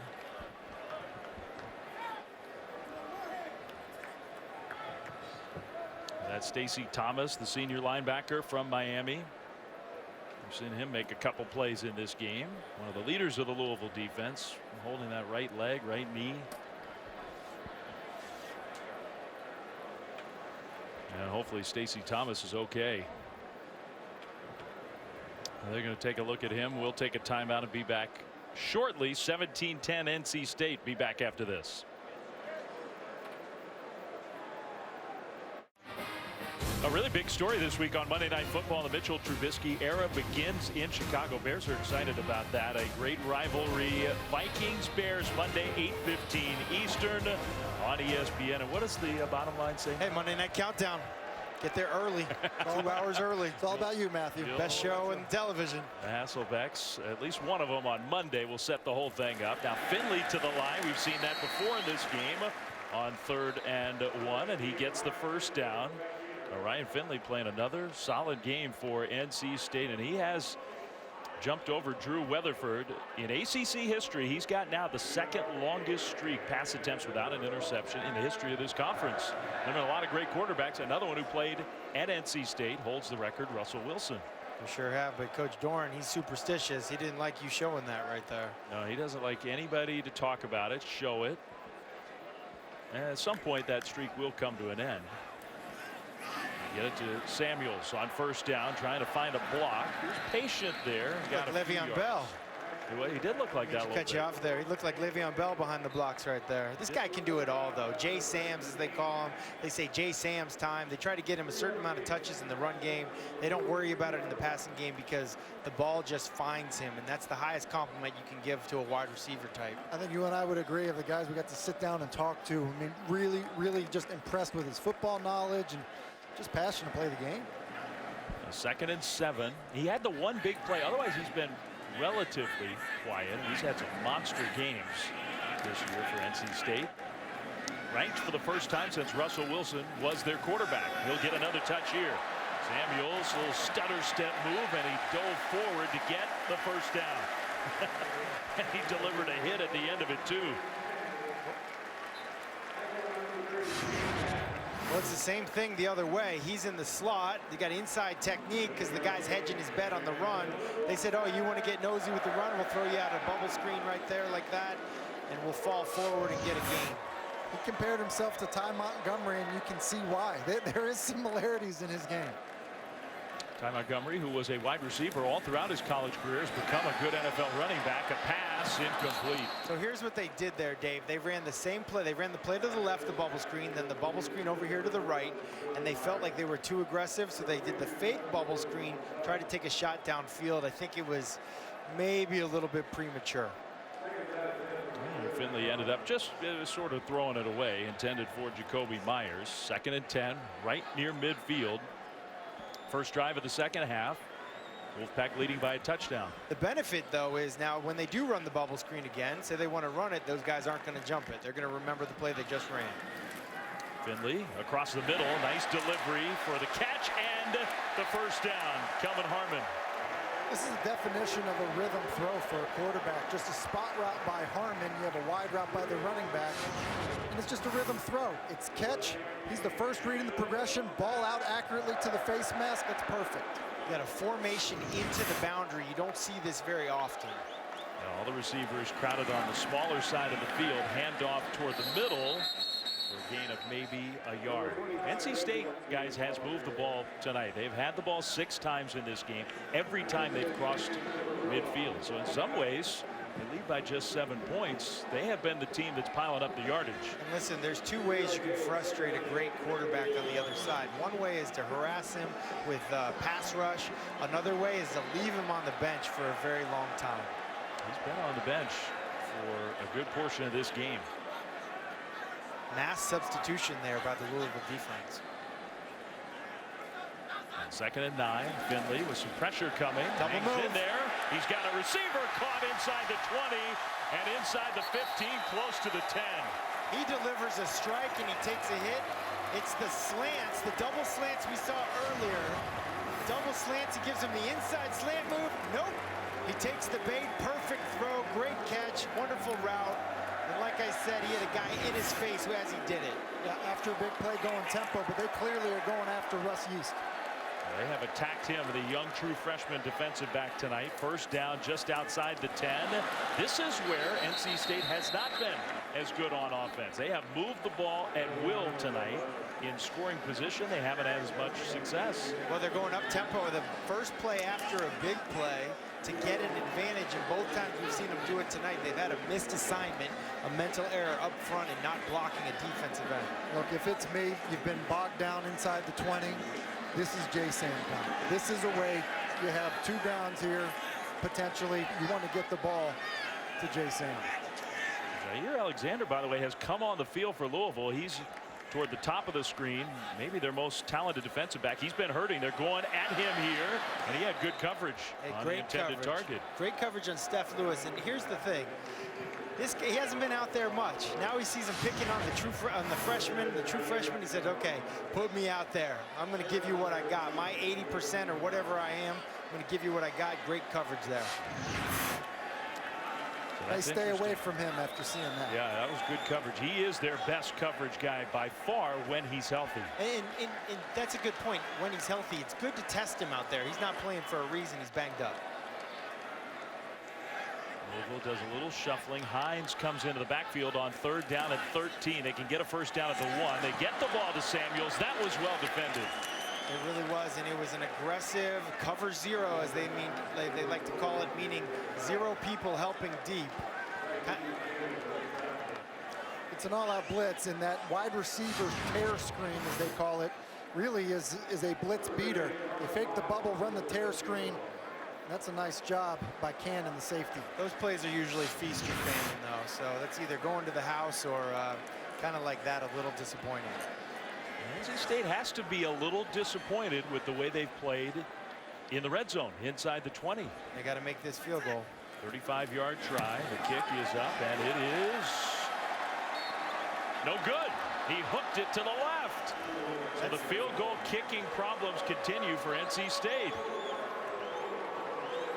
I don't know that it was a great snap. What'd you guys think? Well, it's tough to see from here, but what I do know is they've missed 3 field goals already this year. Missed a couple extra points. Not perfect. I don't know. Did that throw off the rhythm? Maybe so. It's a good job by the holder. Gets the ball down properly. Just missed the kick. If this team wants to get where they're going, they got to make those kicks.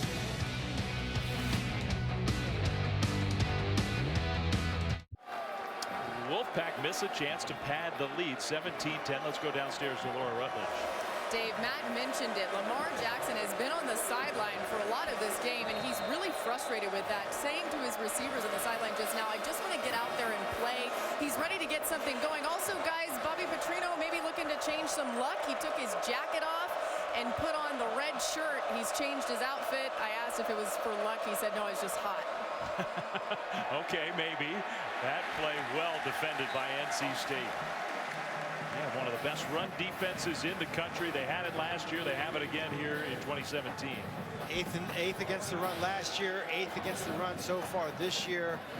This defensive line really is impressive. Defensive line coach Kevin Patrick won 2 national championships at Miami, playing next to guys like Warren Sapp, and I do believe The Rock was a D lineman at the time too, so he knows how to coach these guys up. There's also a nice play by Jonathan Alston, the defensive back, who's a converted wide receiver. He showed some physicality making the tackle. 2nd and 12. Jackson hands it off again, trying to get the ground game going. Not a much better run and very tough running outside the 30. Malik Williams first down. That's what they call beast mode right there. Yeah, and listen, Bobby Petrino said he's looking for guys to be able to hand it to him. You can't ask Lamar to run it every single play. That's a heck of a run by Malik Williams there. Really impressive. The North Carolina native from Wilson. You called it beast mode. I mean, I think it looked like a little Marshawn Lynch-esque right there. It did. And he is a big dude, Malik Williams. First down, Louisville. Jackson in the pocket, flicks one across the middle for a nice gain and more to midfield along the sideline. Finally out of bounds, Seth Dawkins. Well, just a great call. You got man coverage, crossing routes. You got a wide receiver running away from a linebacker type. No chance. You got the umpire in the middle of the field in college football. It acts like a nice little screen.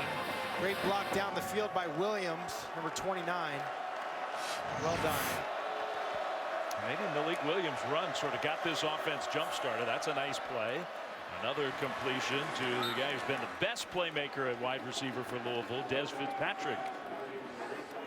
Dave Doran talked about it at the half. He said, we got to stop Des Fitzpatrick. He's killing us, by himself. Way too many catches, way too many yards. He's got 10 catches now, 134 yards. We're halfway through the 3rd quarter.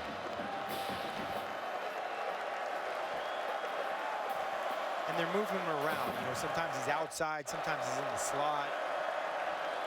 Number 87. Remember, Jalen Smith, who is the star wideout for this team, is hurt and missing tonight's game again. He's missed 3 in a row. Jackson, a design quarterback run. Not much room there. Not a whole lot of room there. One of the things that NC State has done a couple times is the corner from the boundary, they've blitzed him. Well, when you do that, you leave the wide receiver to that side, and the only guy to cover him is the safety that's deep. I would not be surprised if Petrino at some point tries to attack that, anticipating a corner pressure. Very few guys in college football notice those things faster and adjust faster than Petrino. A little pitch play. That's Williams. Nice tackle in the open field, stopped short of a first down.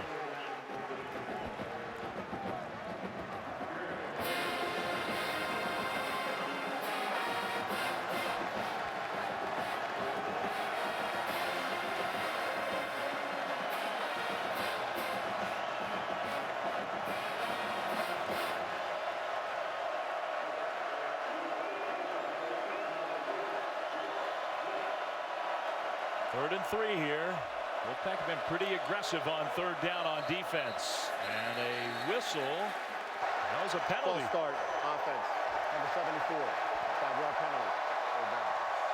So you've got 3rd and 3, crowd noise like you can't believe, and they shift once again to that Buddy Ryan Bear defense to get an advantage. And when you shift, a linebacker will say, move.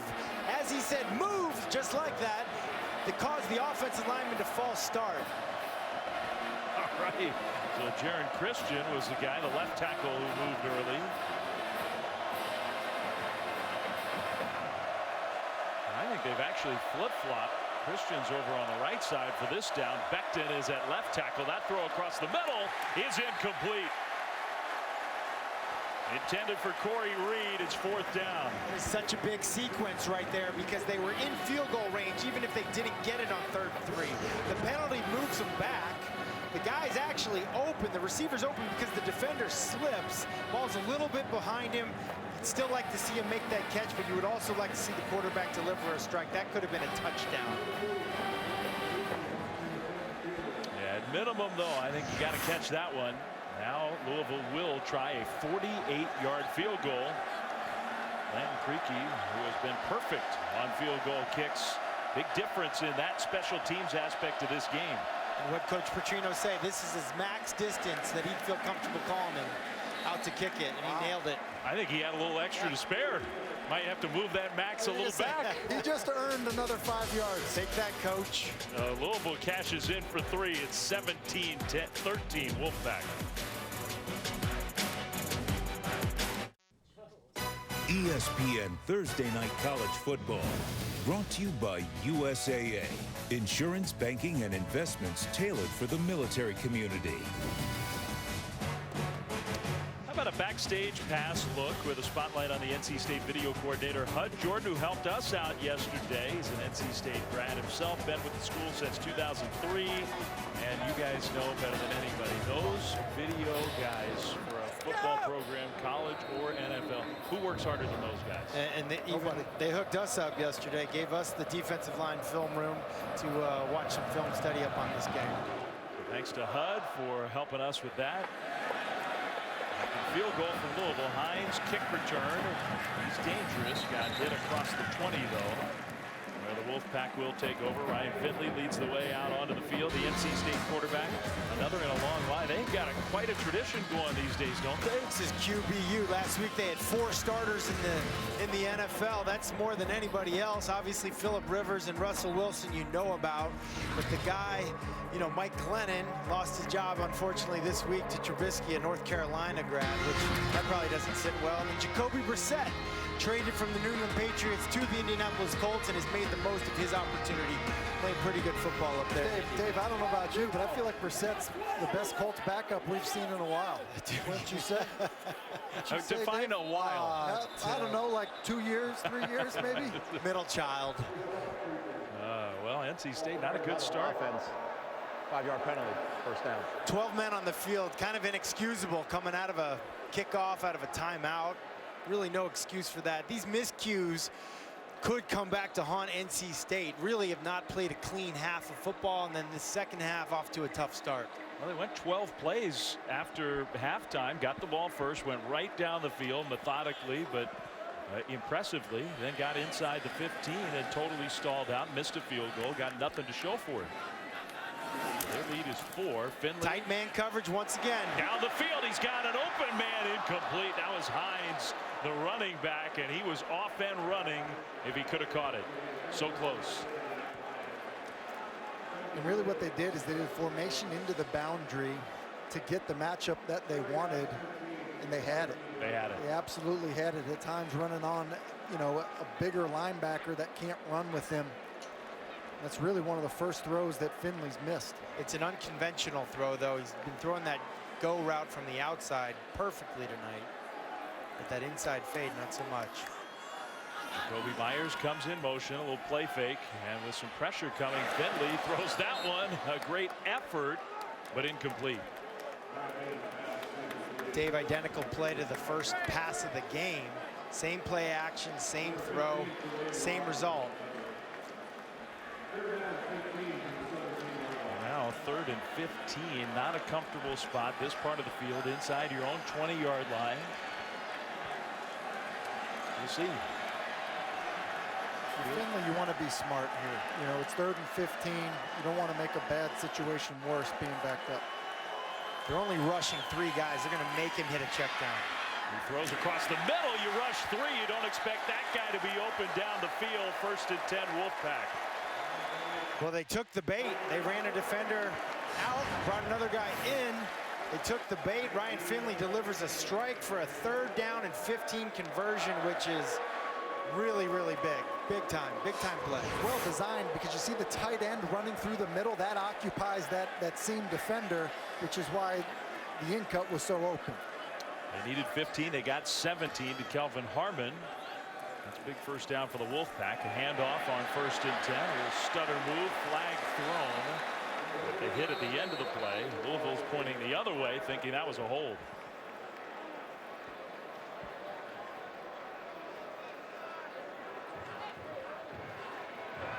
Holding, offense, number 50. 10-yard penalty, first down. So it is against the Wolfpack. A holding call.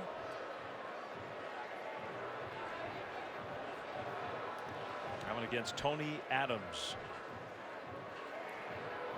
Sometimes tough when you're going outside zone like that. Got to get your hands inside, get your hands outside, trying to reach block somebody. Those refs love to throw the flags on those plays.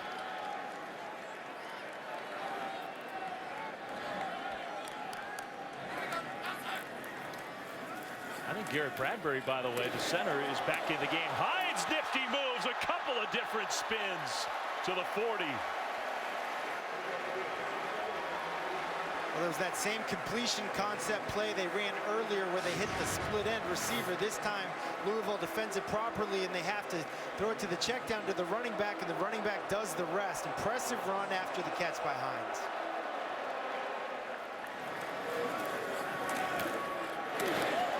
Not one, but two of them.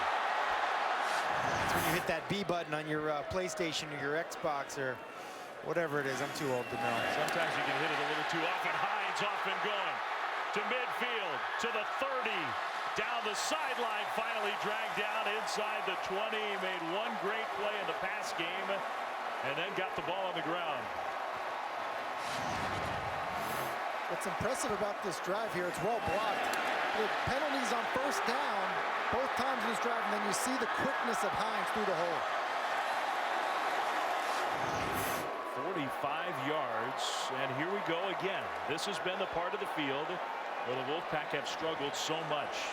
10 plays inside the 20. 4 of them have gone for no gain. 4 of them for negative yardage. They've missed a field goal. They've fumbled down here. It's been a different offense when they've been in this part of the field. Hines, that gets a yard, but only 1. And now a penalty flag coming. James Hearns is thinking that Belmy Petrino's not. Unnecessary roughness.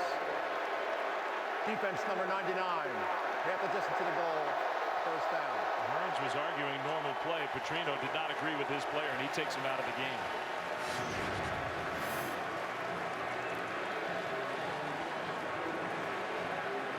Part of that is the whistle blows, and then you do that. Yeah, clearly the play's over. Dave, you mentioned it. They've struggled in this area of the field, and you just gifted them. Gift. You just absolutely gifted them. This is where they've been struggling, and they know it. Right, that feels like a very big play, because really it was more the same on that first down. And Alexander is in the game. He's going to be the corner to Ryan Finley's left. After testing him last time down here, I'd stay away from him and work to the field. Well, the defensive play call, they were.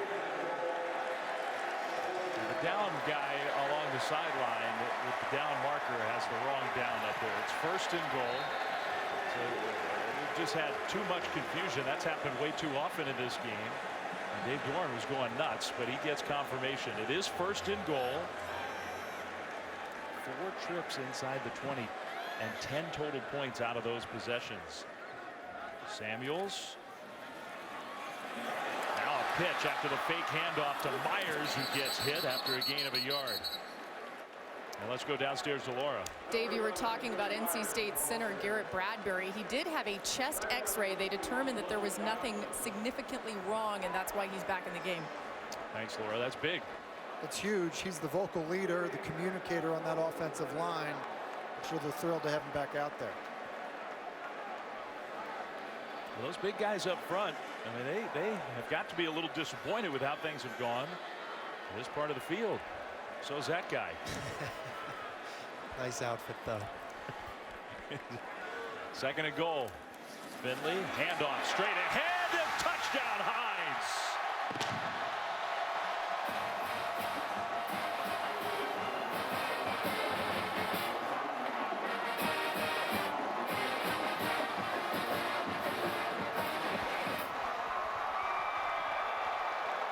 He was the star on that drive, Nyheim Hines. Bobby Petrino is not happy. But now that guy's happy. He's back. Same guy. Same guy. He's not happy. A 10-point lead with the you can't take even these for granted. NC State can't. Extra point up and good. Well, we were just talking about, Laura gave us the update on the center. The penalty was a big play, but having those big guys up front all together felt like it was big on that touchdown run. Here's the deal. Bradbury's in the game. I want you to watch his block here. This is why it's important. They get it communicated. He gets gets some movement, and he stays on his block long enough to clear Hines. Hey, and Big T. That was a great block by Big T as well. Tony Adams, great block. Really well done by everybody up front. Even Will Richardson throwing his guy by. He wanted to slant inside, say, go ahead. I'll take you all the way past the hole. Huge up front. The band of brothers, as they like to call themselves, doing a great job controlling the line of scrimmage, especially on that drive. And how about Hines? I mean, you think about it. They throw him the swing pass. He makes two guys miss. Big play there. And then he takes off on the big run. It was very fitting that he was the guy to punch it in the end zone. He had the double spin move that you're talking about, the 45-yard run immediately following. And the touchdown run for Naeem Hines. It was turned into one of the better running backs. This guy who started his career as a wide receiver here at NC State. He's one of the better backs in this ACC. Kickoff returnable to the 20, to the 25, bouncing off. A tackler out to the 35 and the 40, Travion Samuel. Nice return. Here's the guy we were talking about, the junior running back from Garner, North Carolina, Naeem Hines. Well, we said, you know, did it in the passing game. Really, it's just a completion throw. They're trying to get it to the wide receiver, but he takes it and does something with it. And then outside zone to the left side. Really just well blocked and a great strong run to finish another touchdown drive. This guy's impressive. He's powerful. He's quick. He's a junior, so he knows how important this is, this game. He's been here a while. First down, Lamar Jackson, best starting field position for Louisville. Spins away from the pressure. Jackson to midfield, and he'll go out of bounds. First down, Cardinals. There's just pure Lamar Jackson athleticism to bail out Louisville. And a 12. He's fun to watch, guys.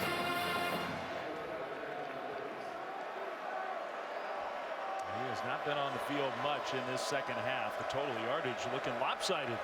NC State 473 yards before the end of the third quarter.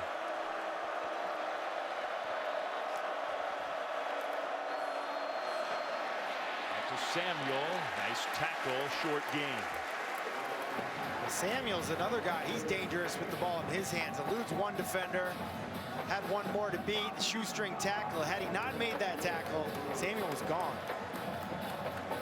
I hope people get a sense of Lamar Jackson, how quick his hands are. You know, it's a unique talent to have quick hands, but be able to deliver the ball accurately. He's so good at these throws at the line of scrimmage. Final 30 seconds of the third quarter. Jackson, play fake, spin move of his own. He wasn't going to get away from the second guy, big number 90, Shug Frazier. Maybe one more play, maybe. We'll see. Subs coming in. That may prevent it. We'll see.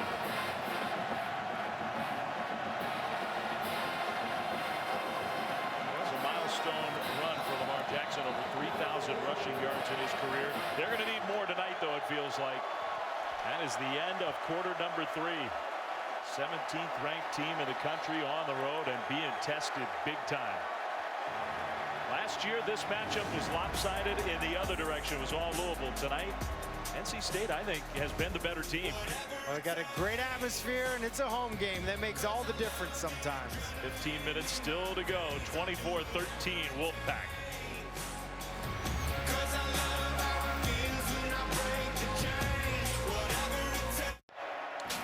You're watching the ACC on ESPN.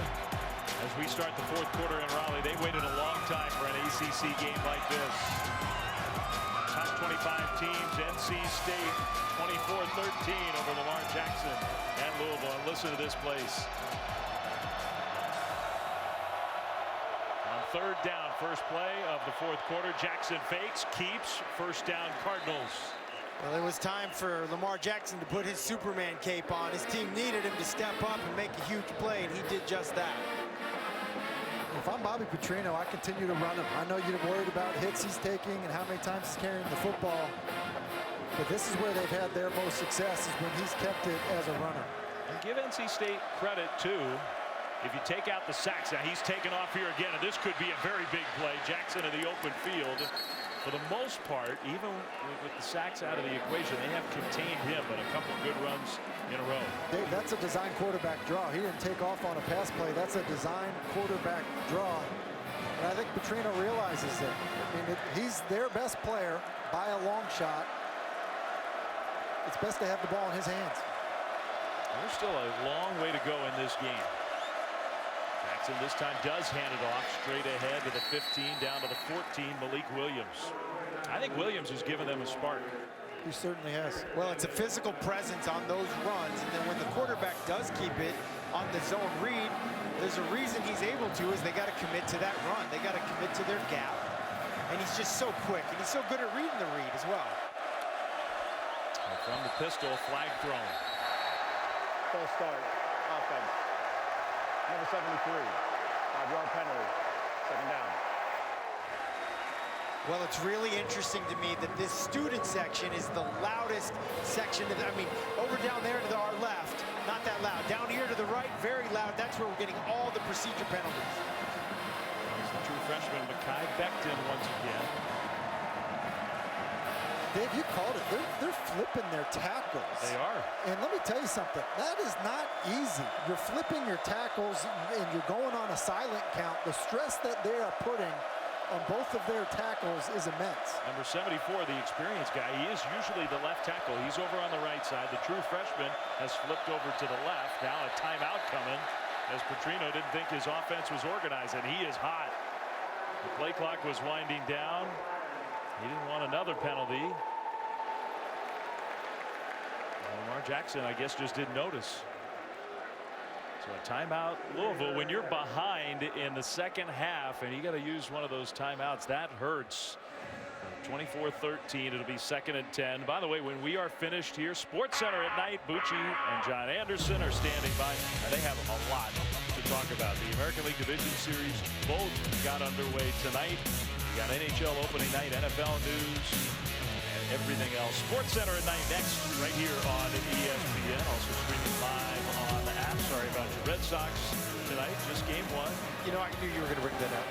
Well, I just couldn't miss an opportunity.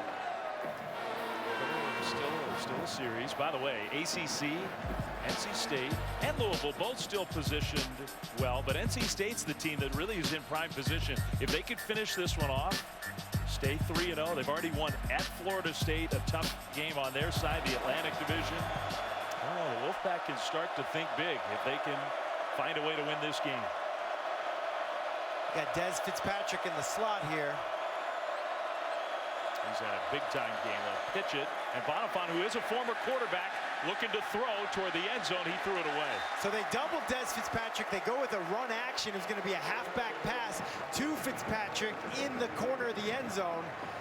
I don't know if they just happened to have the perfect coverage on, or if they felt like it was coming. I actually don't like the design of the play here. You have a right-handed thrower, and you're basically running a halfback pass to the left. That's a difficult throw for a guy that's been playing running back all night. 3rd and 10. Now a couple different flags, 4 of them thrown. Offside. Defense, number 35, unabated to the quarterback. 5-yard penalty. 3rd down. That changes the situation. Well, we mentioned that Louisville's going on a silent cadence. Sometimes those defensive ends get a little too aggressive. They feel like they got a beat on the silent count. Contavious Street, who's a good player, committed that penalty instead of 3rd and 10, 3rd and 5.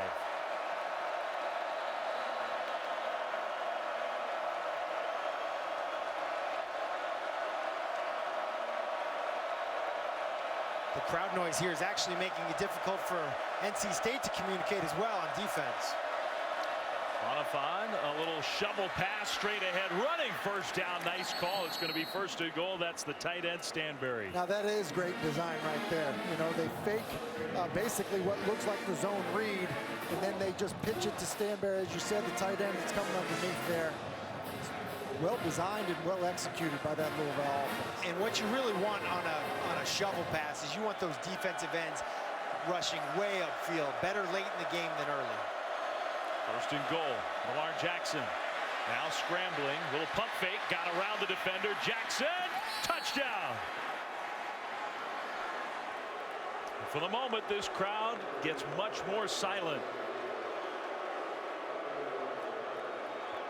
Sometimes he just makes it look so easy. Well, Matthew, you said put the Superman cape on.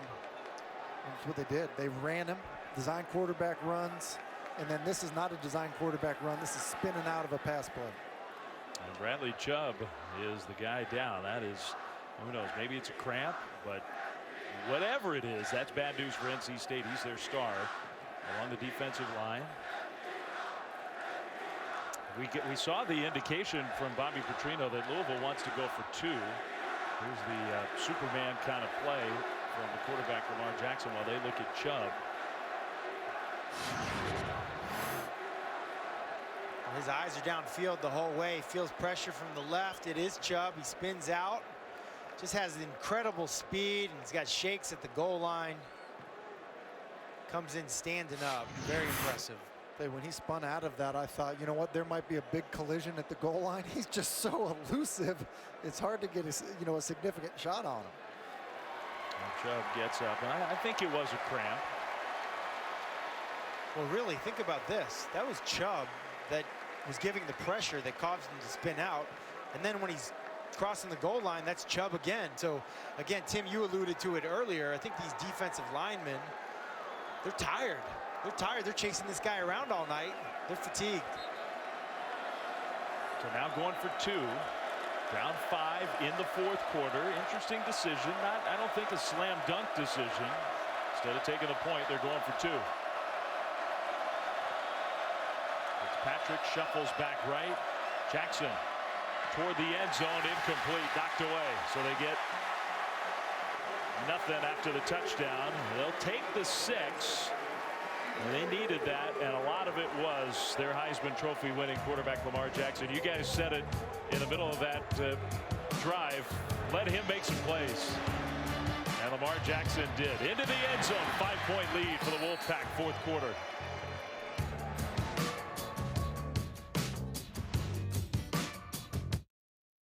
ESPN Thursday Night College Football. Brought to you by AT&T.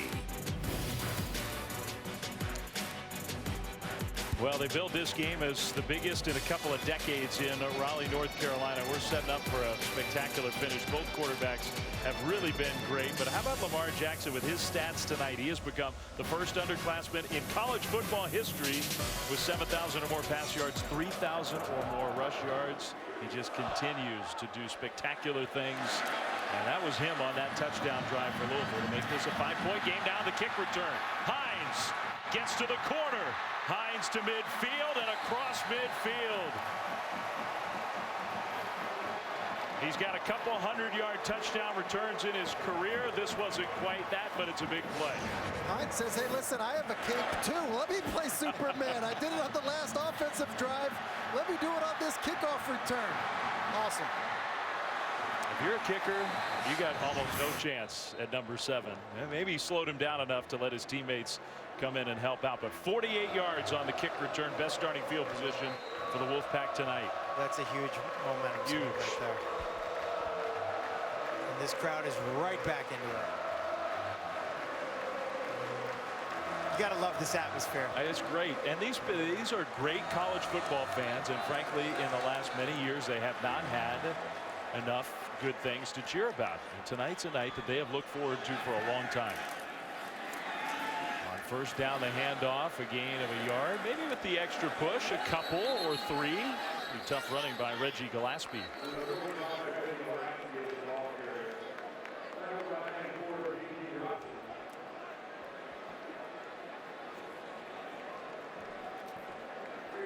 Ryan Finley, who's thrown for 342 yards, a touchdown, has kept his streak without throwing an interception alive. Made a lot of good decisions. NC State is at 475 total yards of offense.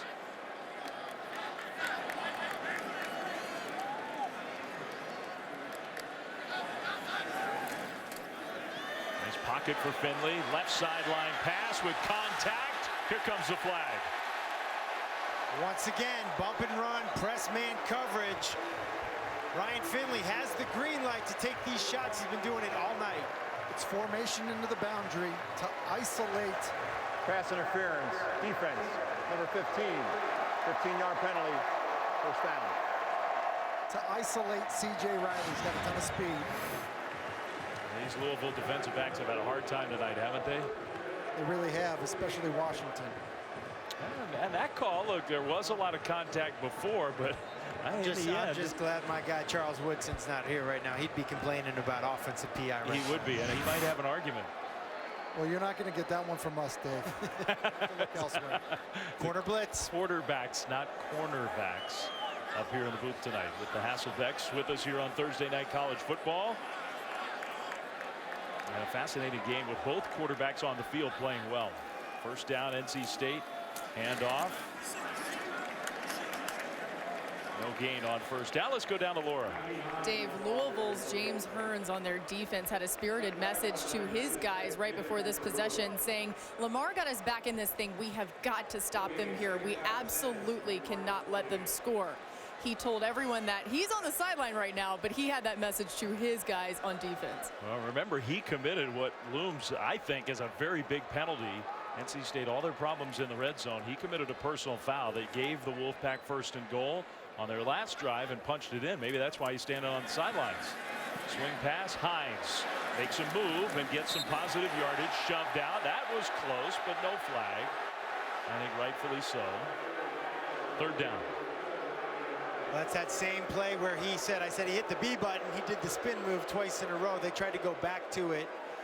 Better tackling that time by Louisville. Now here comes James Hearns, who is one of their better pass rushers. The fans seeing a replay in the stadium thinking there should have been a personal foul call. If I'm head coach Dave Doran, I'm thinking my kicker struggled. I maybe have 2 downs to get a first down. I think it's a good point, Tim. I do. The kicking game has not been good for the Wolfpack. Formation into the boundary. Look for the shot to Finley's right. On 3rd and 6, he'll look right. He'll take his shot, and it is caught inside the 5. Tim knew it was coming, and the Wolfpack executed. First and goal. It's those moment of truth plays. It's one thing to know where the ball's supposed to go. It's another to actually make the play against tight coverage. Great catch by the wide receiver. Gave him an opportunity. He took advantage of it. 21 yards, first and goal. Gillespie in the backfield. Finley hands it off. Touchdown.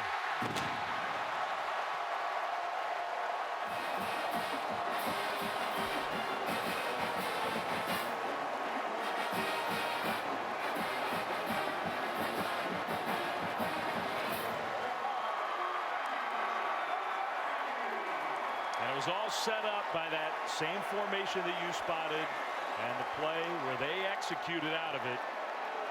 Now NC State is acting like they're going to go for 2 with an 11-point lead, 10 minutes plus to go. And a little confusion for the Wolfpack. They have time. The play clock has not started. They haven't gotten set. They got time to get organized. You could almost read Dave Doran's lips. All right, okay, take a deep breath. We're fine. So Dave, these decisions to go for 2 or to kick an extra point are made yesterday. They make a chart and they make the decision right now. What should we do if we get in this situation? Are you sure this is the right one? Looks like maybe a trick play. All right, let's see. They love trick plays. They'll fake the jet sweep and throw. 2 points.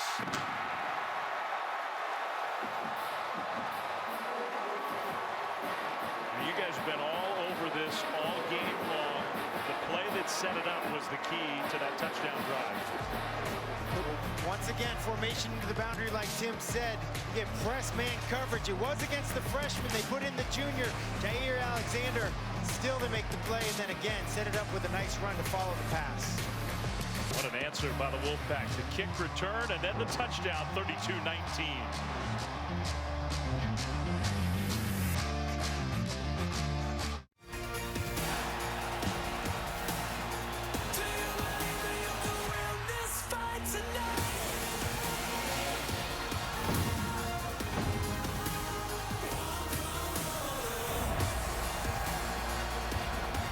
There has been some craziness in that Michigan State rivalry of late. 7:30 Eastern, Saturday night on ABC. College football primetime here on Thursday night from Raleigh. And the Wolfpack ranked for the first time since Russell Wilson was a quarterback here.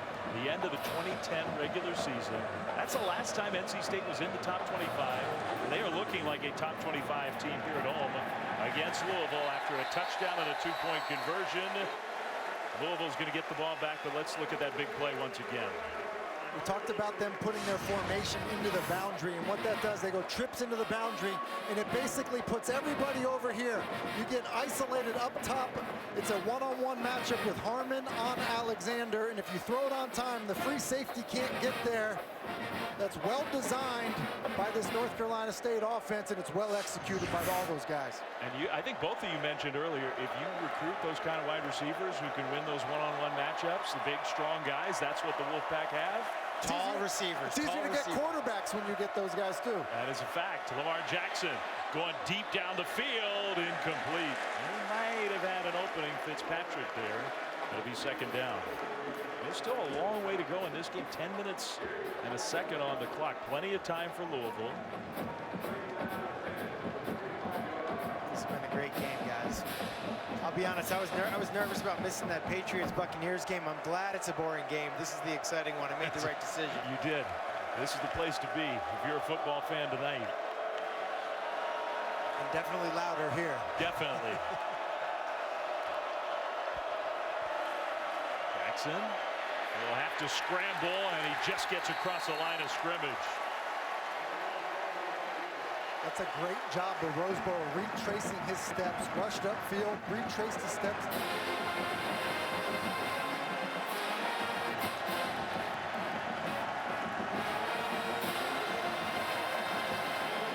39, it's about to get loud.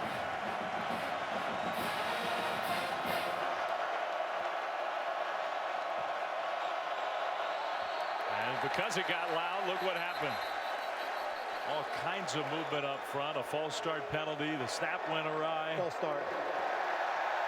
Offense number 79. 5-yard penalty.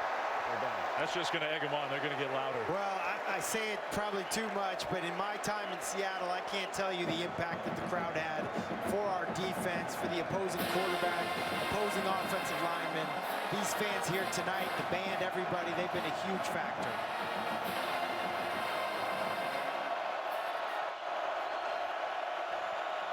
On 3rd and 14 after the penalty, Jackson, scramble mode again. Downfield and off the hands of his receiver, incomplete.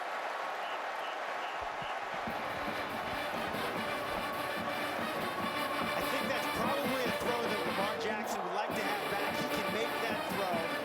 Sometimes when you're running straight sideways and extra, you're running really, really fast, the ball is a right-handed thrower will travel to the right. You'll lead the guy a little bit too much. He's made that throw a bunch of times in the past. That one got away from him. And I think you're right. It's because he's running that the ball drifts right on him. That's a throw he should have made. Big stop by the NC State defense. King will punt the ball back to the Wolfpack, and that's not a great punt. Fair catch at the 43-44-yard line.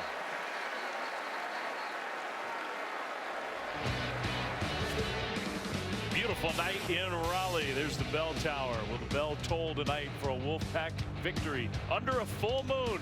We'll find out.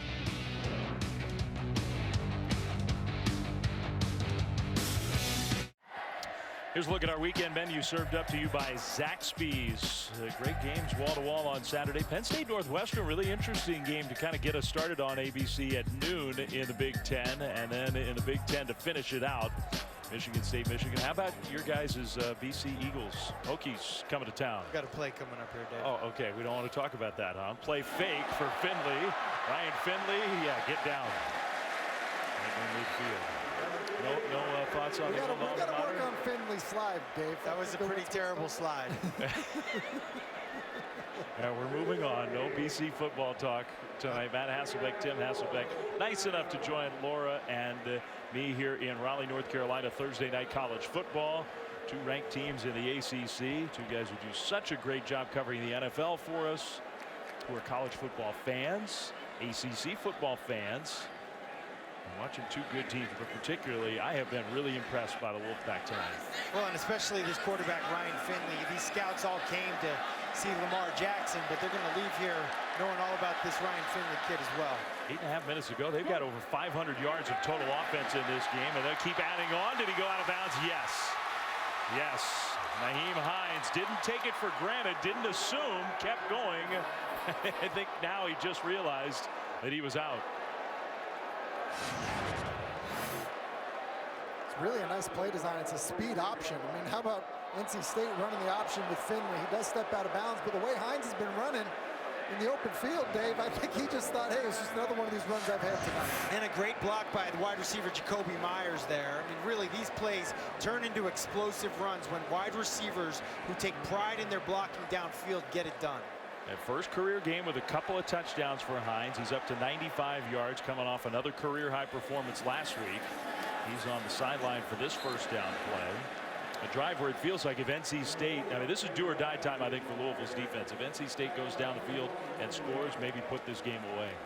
Well, with the quarterback they got on the other side, I don't know if I would ever say it's away, but absolutely, if you want to control the game, you want to take control and give your defensive ends a chance to pin their ears back and just rush the passer, make the other team one-dimensional. That time is right now. It's an advantage having a smart quarterback that has experience here to understand the tempo that you want to run your offense at. You want to slow it down a little bit. The clock is NC State's friend, and we see them snap with 5 seconds on the play clock. Hines back in. You know he knows he's close to 100 again. Now, he's the kind of guy who pays attention to that stuff. Well, you know, I think he had 99 yards against Florida State and he was upset, but he's a twin. Did you know that? He is a twin. I did know that. Nyheim and Naya, both athletes at NC State. Nyheim is a football star and an All-American in track, and his twin sister is on the track team here in Raleigh as well. So now he knows where he gets his speed from. And it seems like they have a pretty cool relationship, doesn't it? Tim and I are like that. We get along like that. Except for I'm faster than Matthew. Really? Yep. Yeah. It might be true. Okay, we got a little admission. It might be. Third down, Finley had to kind of throw it away. He took a hit. He hadn't taken many hits in this game. He got pushed backwards, and that's a big play for Louisville's defense. 4th down and 7, and NC State will punt the ball back. And it's a smart play there. There was a temptation to go for that hole shot, cover 2 zone. Sometimes quarterbacks like to fit the ball in there on the sidelines, about 18 to 22 yards down the field. He had it, he had the chance at it. He threw it away. It was a smart move. Russ Yeast set up for a return. NC State would like to see no return here. That's a booming punt, and maybe 2 booming. Yeah, into the end zone for a touchback. Well, this game is not over. Lamar Jackson and Louisville coming back on the field. 6:14 to go, down 32-19.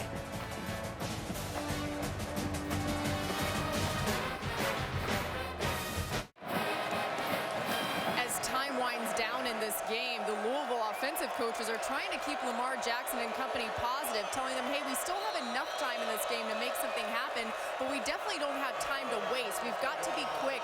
Also telling the O-linemen, we cannot afford penalties here. It's hard, thank you, Laura, with all the crowd noise that has been such a big factor in this game. Jackson got the ball tipped up and almost intercepted. It hits the turf, incomplete. Tips and overthrows, got to get those if you're the defense. That's an opportunity to change the game right there. Not quite for Jared Fernandez. The senior middle linebacker has played so many games for the Wolfpack. And the standards of Lamar Jackson has certainly been a modest night for him. He's played well. Wolfpack defense has been good, though. 6 minutes plus to go. That's a completion. And Dawkins will get tackled inbounds. Clock moves. The clock is a factor. How fast does Louisville have to go here? Well, they need to get a chunk play. They also need to make a play here on this 3rd down. I would run the quarterback here if I'm Bobby Petrino. It's one thing to hurry. You got to get first downs, though. They hand it off, and that is a first down. Bonifon with the carry, so that momentarily stops the clock. That helps you in college. You're down 2 scores. You steal some of those seconds. Louisville they got 2 timeouts. They can get in the end zone, get some points on the board, and play defense one more time. But Dave, you're right. They need to get a chunk play here. They need to do something, a big play, over 20 yards. Jackson steps up. He is trying for one of those chunk plays. That one was behind his receiver, incomplete. I don't know if it's frustration or what it is, but we haven't seen the same accuracy out of Lamar Jackson on the last couple, maybe 3 throws that we saw earlier in the game. Still having a great game, but I would say that he's going to watch this film with his coaching staff tomorrow and feel like missed opportunities there on the last 2 throws. Yeah, it's still early in this season, but you do think the chances of repeating as a Heisman winner, you lose a second game. There it is. Receiver wide open, Dawkins. He hit him in stride, and there he goes. Can they catch him from behind? Finally, yes, out of bounds inside the 10. Seth Dawkins with the big play that Louisville needed. This game is not over yet. This is the chunk play that you're talking about, and it's just a simple slant. He just runs a slant route, gets inside, and then it's very good run after catch. Terrible angle by Kid Glass. Incredible play by Jermaine Pratt.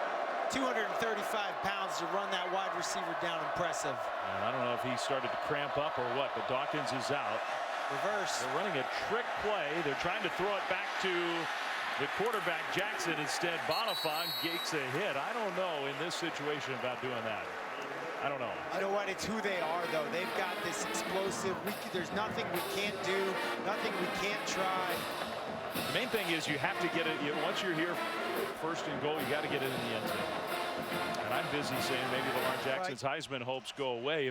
If he leads them to a comeback, maybe they're revived here tonight in Raleigh. It's the second time on a trick play they've had a right-handed thrower running left. Doesn't seem ideal. Jackson keeps. That seems like a good idea. Touchdown, Lamar Jackson. This game is not over. It certainly is. As long as number 8's playing quarterback, it is not over. Now, Louisville went for 2. The last time they scored, didn't get it. So now they're down 7. They will kick the extra point to try to make it a 6-point margin. Still 4:10 to go. That's a long time. And NC State fans know that this game is very much still in the balance. So does that guy. Well, if NC State wants to play with the big boys, they got to win games like this. That one tipped and no good. That is huge. That keeps the margin at 7. That really changes the feel of the last 4 minutes and 10 seconds. It doesn't change the fact that Louisville is still very much in this game. Let's see if we can figure out who got a hand on that kick. Might have been Bradley Chubb. Was it number 9, the All-American? It sure was. Paw up. Yeah, he got it. What doesn't that guy do? He has been everywhere tonight for the Wolfpack. And Dave Doran knows that's a big play by his special team. 7-point lead, Wolfpack.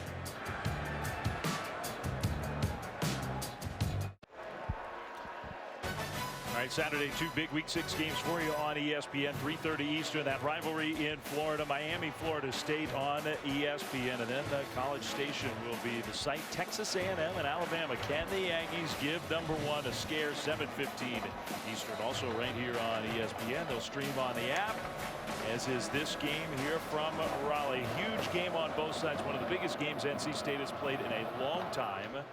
And it feels different now. That is kind of a pooch kick, which is interesting for Louisville after their touchdown. And NC State has pretty decent field position. Time for our college football rankings, brought to you by PlayStation. With a look at the AP poll. Clemson, they get Wake Forest noon on ESPN2. Wake's been a spunky team. Clemson looks to be the class of the ACC tonight. You kind of get the sense that maybe NC State is the team to challenge them. Well, I don't know who else it would be. It wasn't Louisville, that's for sure. Bobby Petrino, I think he was thrilled with the execution, the extra point, and that little pooch kick. I think he wanted his guys to have a chance to go catch that thing. It was a smart play by the NC State player to call a fair catch on a kickoff return. And now NC State, can they finish this game on offense? 4 minutes to go. And a few first downs might do it if you're deliberate enough. We'll see. Well, and Ryan Finley has so much freedom at the line of scrimmage. You know, Eli Drinkwitz was saying he did he had his quarterbacks do an off-season study on guys like Peyton Manning and Tom Brady, their mechanics at the line of scrimmage, and that's where quarterbacks can take control of the run game, getting your team into the right play. That's a good point by you, Matt. Tim, you made the point on the last drive. You got to be smart here about this play clock. You do. The other thing that you need to do is you can't get too conservative. Yeah, I mean, there come a point in this drive where you may need to throw the football. 2nd down and 8 from the pistol. They hand it off. Hines stumbles forward and gets a couple of yards. It'll be 3rd down now. Whistles and timeout. Now, there's the guy you guys have been talking about a lot, and he is impressive. Fun guy to talk offensive football with, Eli Drinkwitz. 2nd year with the Wolfpack. He's doing a really good job. I'll tell you, we showed the clip of him in the quarterback meeting room beforehand, and our time with him yesterday, sitting down and talking to him, talking a little ball, watching some film. I like this guy. Good, young, bright-minded coach. Sees things through the quarterback lens. I actually learned a lot of football. We were talking short yardage yesterday. I learned a lot of football from him yesterday. Well, maybe you will share some of that brand new football knowledge on Sunday NFL Countdown. You're going to be there, right? I'll be there every Sunday morning, 10 o'clock. We've got a new crew. 10 a.m. Samantha Ponder, as some of you college football fans might know, she's kind of running the show for us now. How's she doing? She's doing a great job. She's we miss her on college football. We do. It's a good-looking group right there. Sure is. A lot of football knowledge. 10 a.m. Eastern to get you ready for Week 5. Now, what does Eli do? It's 3rd and 5. This is kind of the spot you were talking about, Tim. Do you get conservative, keep it on the ground? I don't think you do. I think you trust your quarterback. He hadn't thrown an interception since the Miami game last year. He double clutches and throws it behind his receiver. Incomplete. It's 4th down. And what a big stop by the Louisville defense. Well, they got up there and challenged him outside the wide receiver. They went press coverage, bump and run, man to man. And basically they just won the matchup. The quarterback there didn't pull the trigger. Probably sometimes it can happen. You're trying to be a little bit too safe with the ball, and you're not as accurate as you once were. And I guarantee you, everybody in this stadium is thinking about number 8. We got to give the ball back to the Heisman Trophy winner. A nice punt and a fair catch signal all the way back to the 10. Good special teams once again from the Wolfpack. It's going to be a long field. They need to get to the end zone. 7-point lead for the Wolfpack. Their defense will try to keep Lamar Jackson from leading Louisville down the field.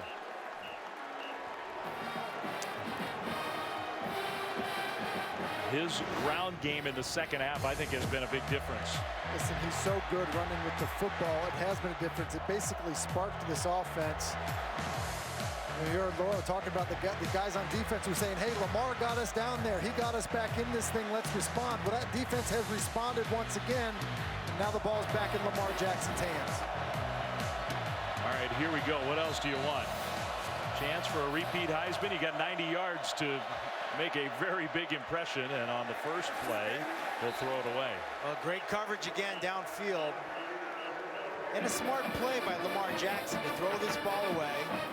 Don't make a bad situation worse. Live to fight another day. But I will say this, you got defensive end pass rushers who are very talented, who have aspirations of playing at the next level. Bradley Chubb, as an example. The guys at the NFL, this is when they take over. The Von Millers, the Khalil Macks, this is when they take over a game. We saw him block the extra point. Here's another opportunity he has to take over this football game. 2nd and 10. Jackson throws middle, tipped up and intercepted. Touchdown!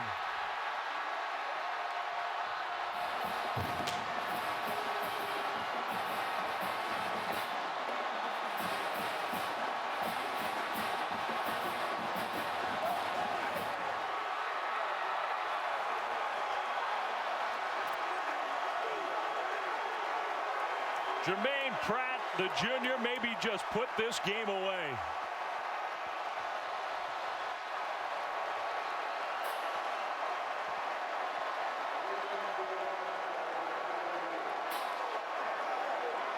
They haven't had a celebration like that in a long while here in Raleigh. There's still 2:52 on the clock, but the pick 6 for the Wolfpack. And they are checking just to make sure he got in. I thought he stayed in bounds and kicked the pylon.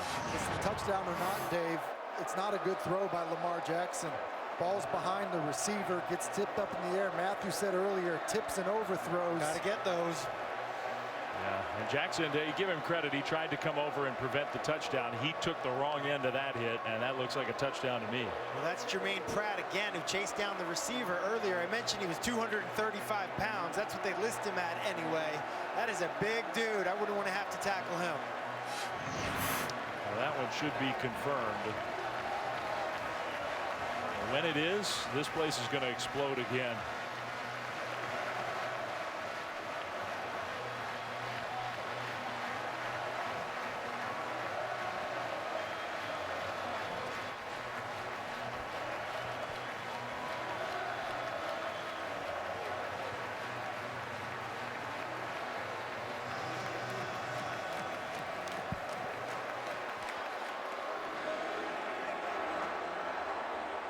Replay confirms the ruling on the field.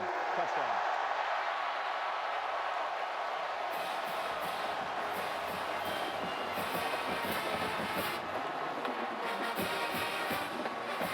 They're still coaching Lamar Jackson hard on the sideline. Dave Doran knows 2:52 to go. He's still got to give the ball back to Jackson, but with only one timeout. And now down by a couple of touchdowns. Kick is up, and it is good. Long odds for Louisville and Lamar Jackson.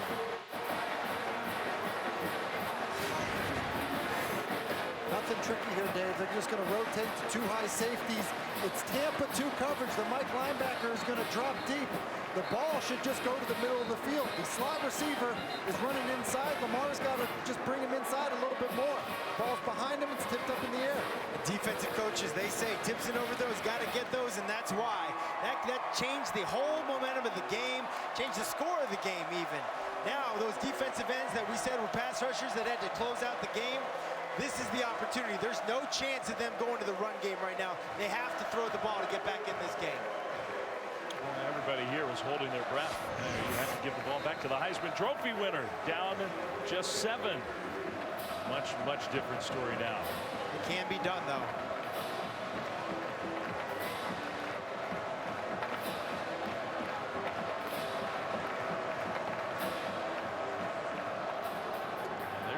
Pooch kick of their own, which is another interesting decision.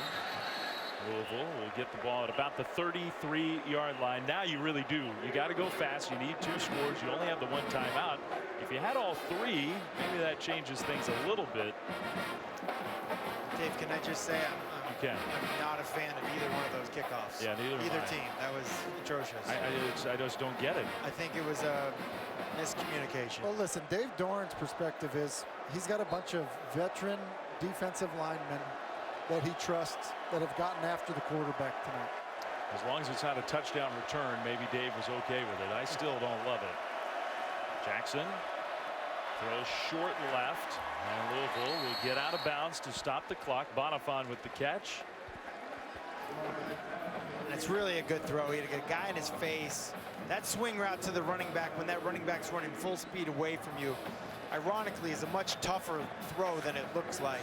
But he's got a defensive end in his face as he lets it go, and a perfect strike.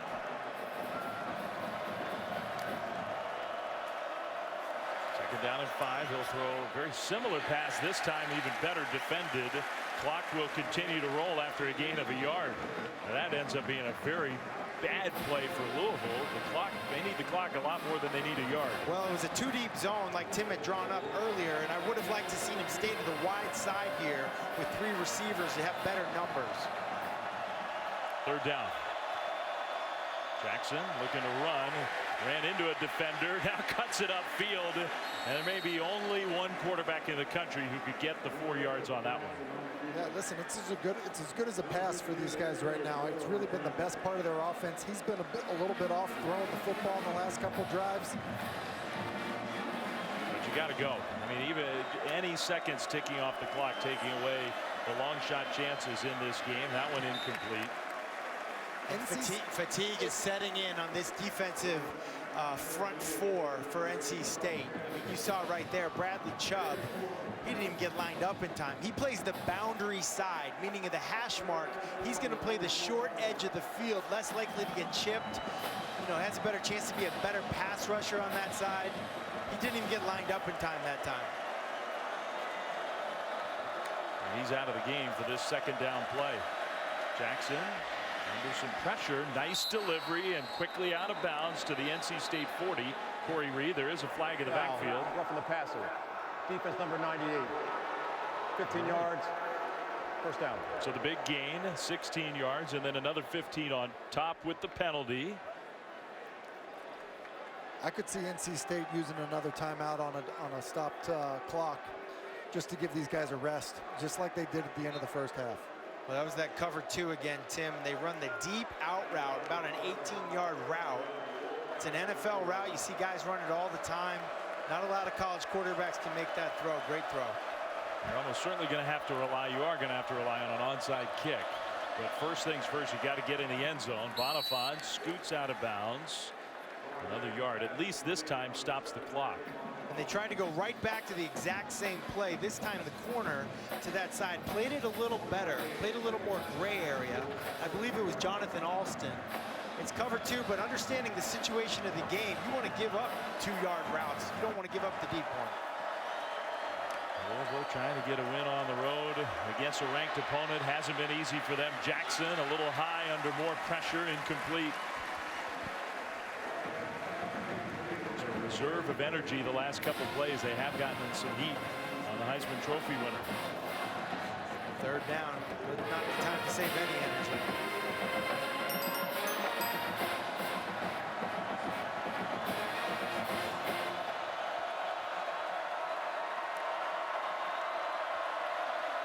Jackson hits his man in stride, and he got to the first down mark, so that will stop the clock. Bonifant, or rather Corey Reed, got there.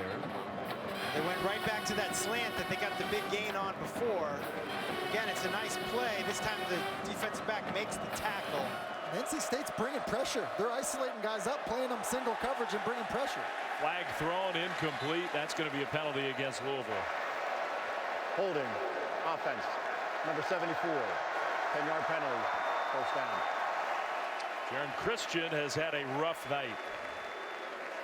Well, the stakes in this game we know were high. The winner had such an advantage over so many in this ACC, but particularly for NC State because they're still undefeated in conference play. They've already gone to Tallahassee and got no win. Clemson comes here November 4th, and that is looming now as potentially the biggest game left in this conference if NC State finishes this one off. Across the middle, back to the original line of scrimmage. Clock will move. Under a minute to go. Rovers down 14. They need to get it in the end zone. They need to do that fast. Then they're going to need an onside kick. They tried to get Williams, and Williams was hurting. The fans are booing. He was hurt. He is hurt. And he tried to get off this field. He just couldn't do it. He took a tough hit.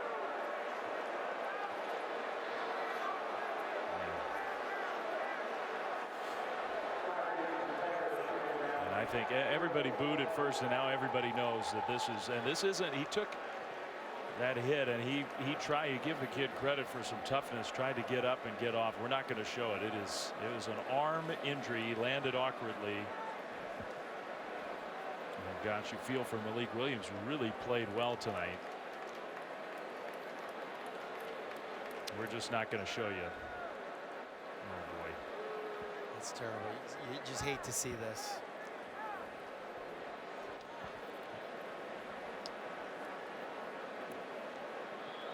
A local kid, North Carolina kid from Wilson, North Carolina, who was a spark plug in this game for Louisville and has been an excellent running back this year for the Cardinals. And that did not look good.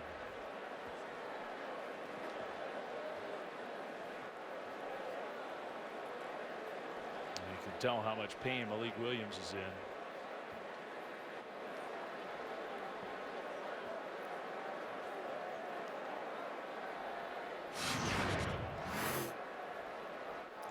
We're not going to show the close-up, but you'll be able to tell how awkwardly he landed there. And he tried to get up, which, gosh, the toughness just to do that. That elbow and arm went in the wrong direction. And everybody here realized. Yeah, good sportsmanship here by the crowd here. You know, at first, I think there was some question as to trying to stop issue the with clock, that. But clearly everyone sees what really happened. Not the issue there, and you hope the young man's okay. Yeah, hope so. Final 54 seconds here. Louisville trying to give themselves some kind of prayer. They need the touchdown. And the flag is thrown again. Offense number 73. 5-yard penalty. That's the 5th false start penalty against Louisville in this game.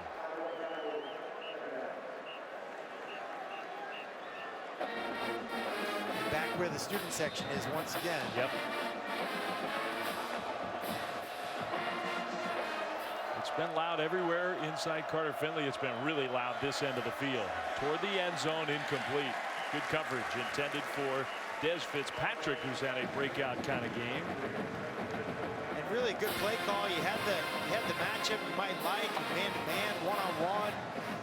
Lamar Jackson had to get rid of it a little bit sooner than he wanted to. Picked the wrong angle, or just maybe not the wrong angle, but a different angle than the wide receiver had picked with tight coverage.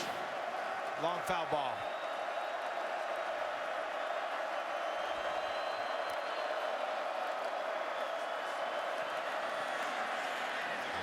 Incomplete. On 3rd and 16, and this will be the final shot here for Louisville. Down to one last play to even have any kind of hope.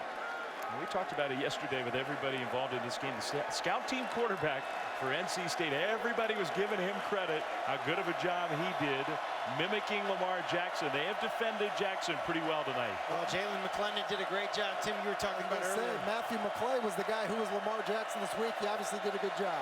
Last hope, Jackson trying to keep the play alive. Lamar Jackson throws. It is incomplete, knocked away.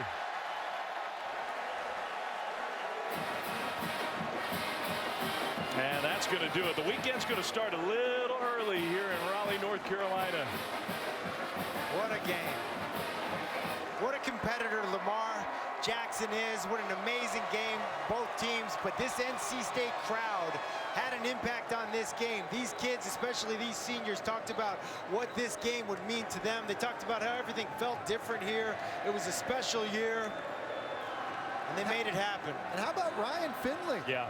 Ryan Finley, in a game where everybody's talking about the other quarterback, comes in and plays really the game of his career.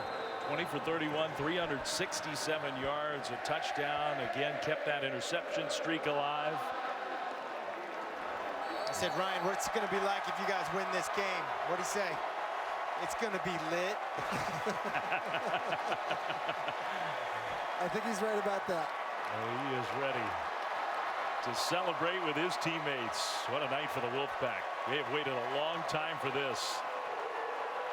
They won in Tallahassee a couple weeks ago, a landmark win for Dave Dorn, and now tonight against the Heisman Trophy winner, they backed it up. And you know how much he knows this means for his program. Well, not only does it help him this season, but it helps him with recruiting. NC State's a team, a program that's always tried to take that next step. I think QBU has been nice. You saw the pictures of the quarterbacks in the quarterback meeting room. Ryan Finley playing outstanding tonight. Yeah, he did. And his head coach standing by on the field with Laura Rutledge. Thank you, Coach. You've said it's been a long 4 years bringing this program back to prominence. How would you describe what it's like beating Louisville and a Heisman Trophy winner? That's why you play and coach. I'm very proud of our assistant coaches and our football players, and appreciate our fans. It's been coming. It's been coming. And when you work hard enough and you don't give in and you have persistence and faith, great things happen. What can you say about Ryan Finley tonight? He was incredible, and we knew if we protected him tonight that he would tear their secondary apart. We knew he would. His receivers are playing with so much confidence. He's playing great. I'm proud of him. You just embraced your players. Why is this emotional for you? It's all emotional because I love them, and They love us, and we work so hard for everything we do. They've invested everything, you know, and when you do that, it's special. You know, it just is. So proud of those guys. It's beautiful. Thank you, Coach. I had a loss for words, huh? Thank you, Laura. Dave Doran. What a win. He's had a lot of big ones in his coaching career. But this one feels really good, I think, for the head coach. And I think the Wolfpack are set up to be the contender with Clemson in the ACC. No doubt about that. That was special. I mean, college athletics, college football, that's what it's all about right there. Having that relationship with your coaches. It's a team. It's a family, and it's a team. That's the power of team. That was special to see. It was special for us to be a part of with you. So thank you. Yeah, Dave, you guys come you're the back? best, man. Thank you for having us up in here with you. This was a lot of fun. I didn't even have to stand in between the brothers. That was pretty good. The Hasselbecks here with us on Thursday night, and they saw a special performance by NC State. For our producer, Scott Matthews, director Jeff Evers, for the Hasselbecks, for Laura Rutledge, Dave Fleming saying so long. Sports Center coming up in 15 seconds. It was lit.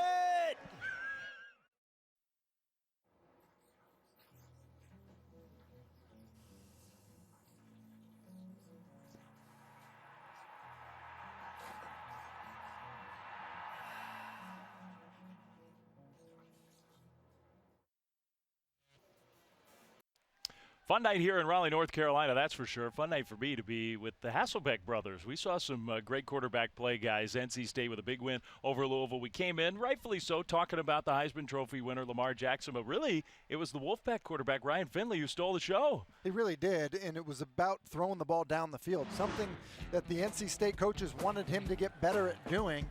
The truth of the matter is he had 6 completions where the ball traveled over 20 yards in the air. It was about deep ball accuracy tonight for him. And you know what? He was challenged to do it. Like they said, okay, we dare you to beat us this way. And he did. He did exactly that. Accurate with deep balls, accurate with back shoulder fades, and a better runner than we thought we'd see. Yep. He ran the ball a little bit well. A little bit. A little, I mean, compared to the other guy, he ran okay. Yeah, it's hard to make that comparison with Lamar Jackson because he is so spectacular on the ground. He had some nice throws. He did some good things. We don't want to ignore the Heisman Trophy winner because Jackson, I think, did about the best he could with all the pressure he was under. Well, I think he's really improved for me as a thrower from last year to this year, and he tried to be more of a pocket passer when he got the opportunities to do what he was, but when he broke contain, he was so electric, so dynamic, and even on designed runs. Yeah, and you mentioned it. He wants to play better from inside the pocket. He didn't have the opportunity tonight. The truth is the NC State front got after him, and so he was more effective as a runner than as a passer this evening. Will you guys come back to Thursday night college football? If you got games like this, I'm here all the time. Okay, we'll dial another one of these up and have you guys back. Great to have the Hasselbecks with us here. And what a night here in Raleigh, North Carolina. They're not going to forget this one. The Wolfpack are feeling like they are back. Ryan Finley and company with a 39-25 win.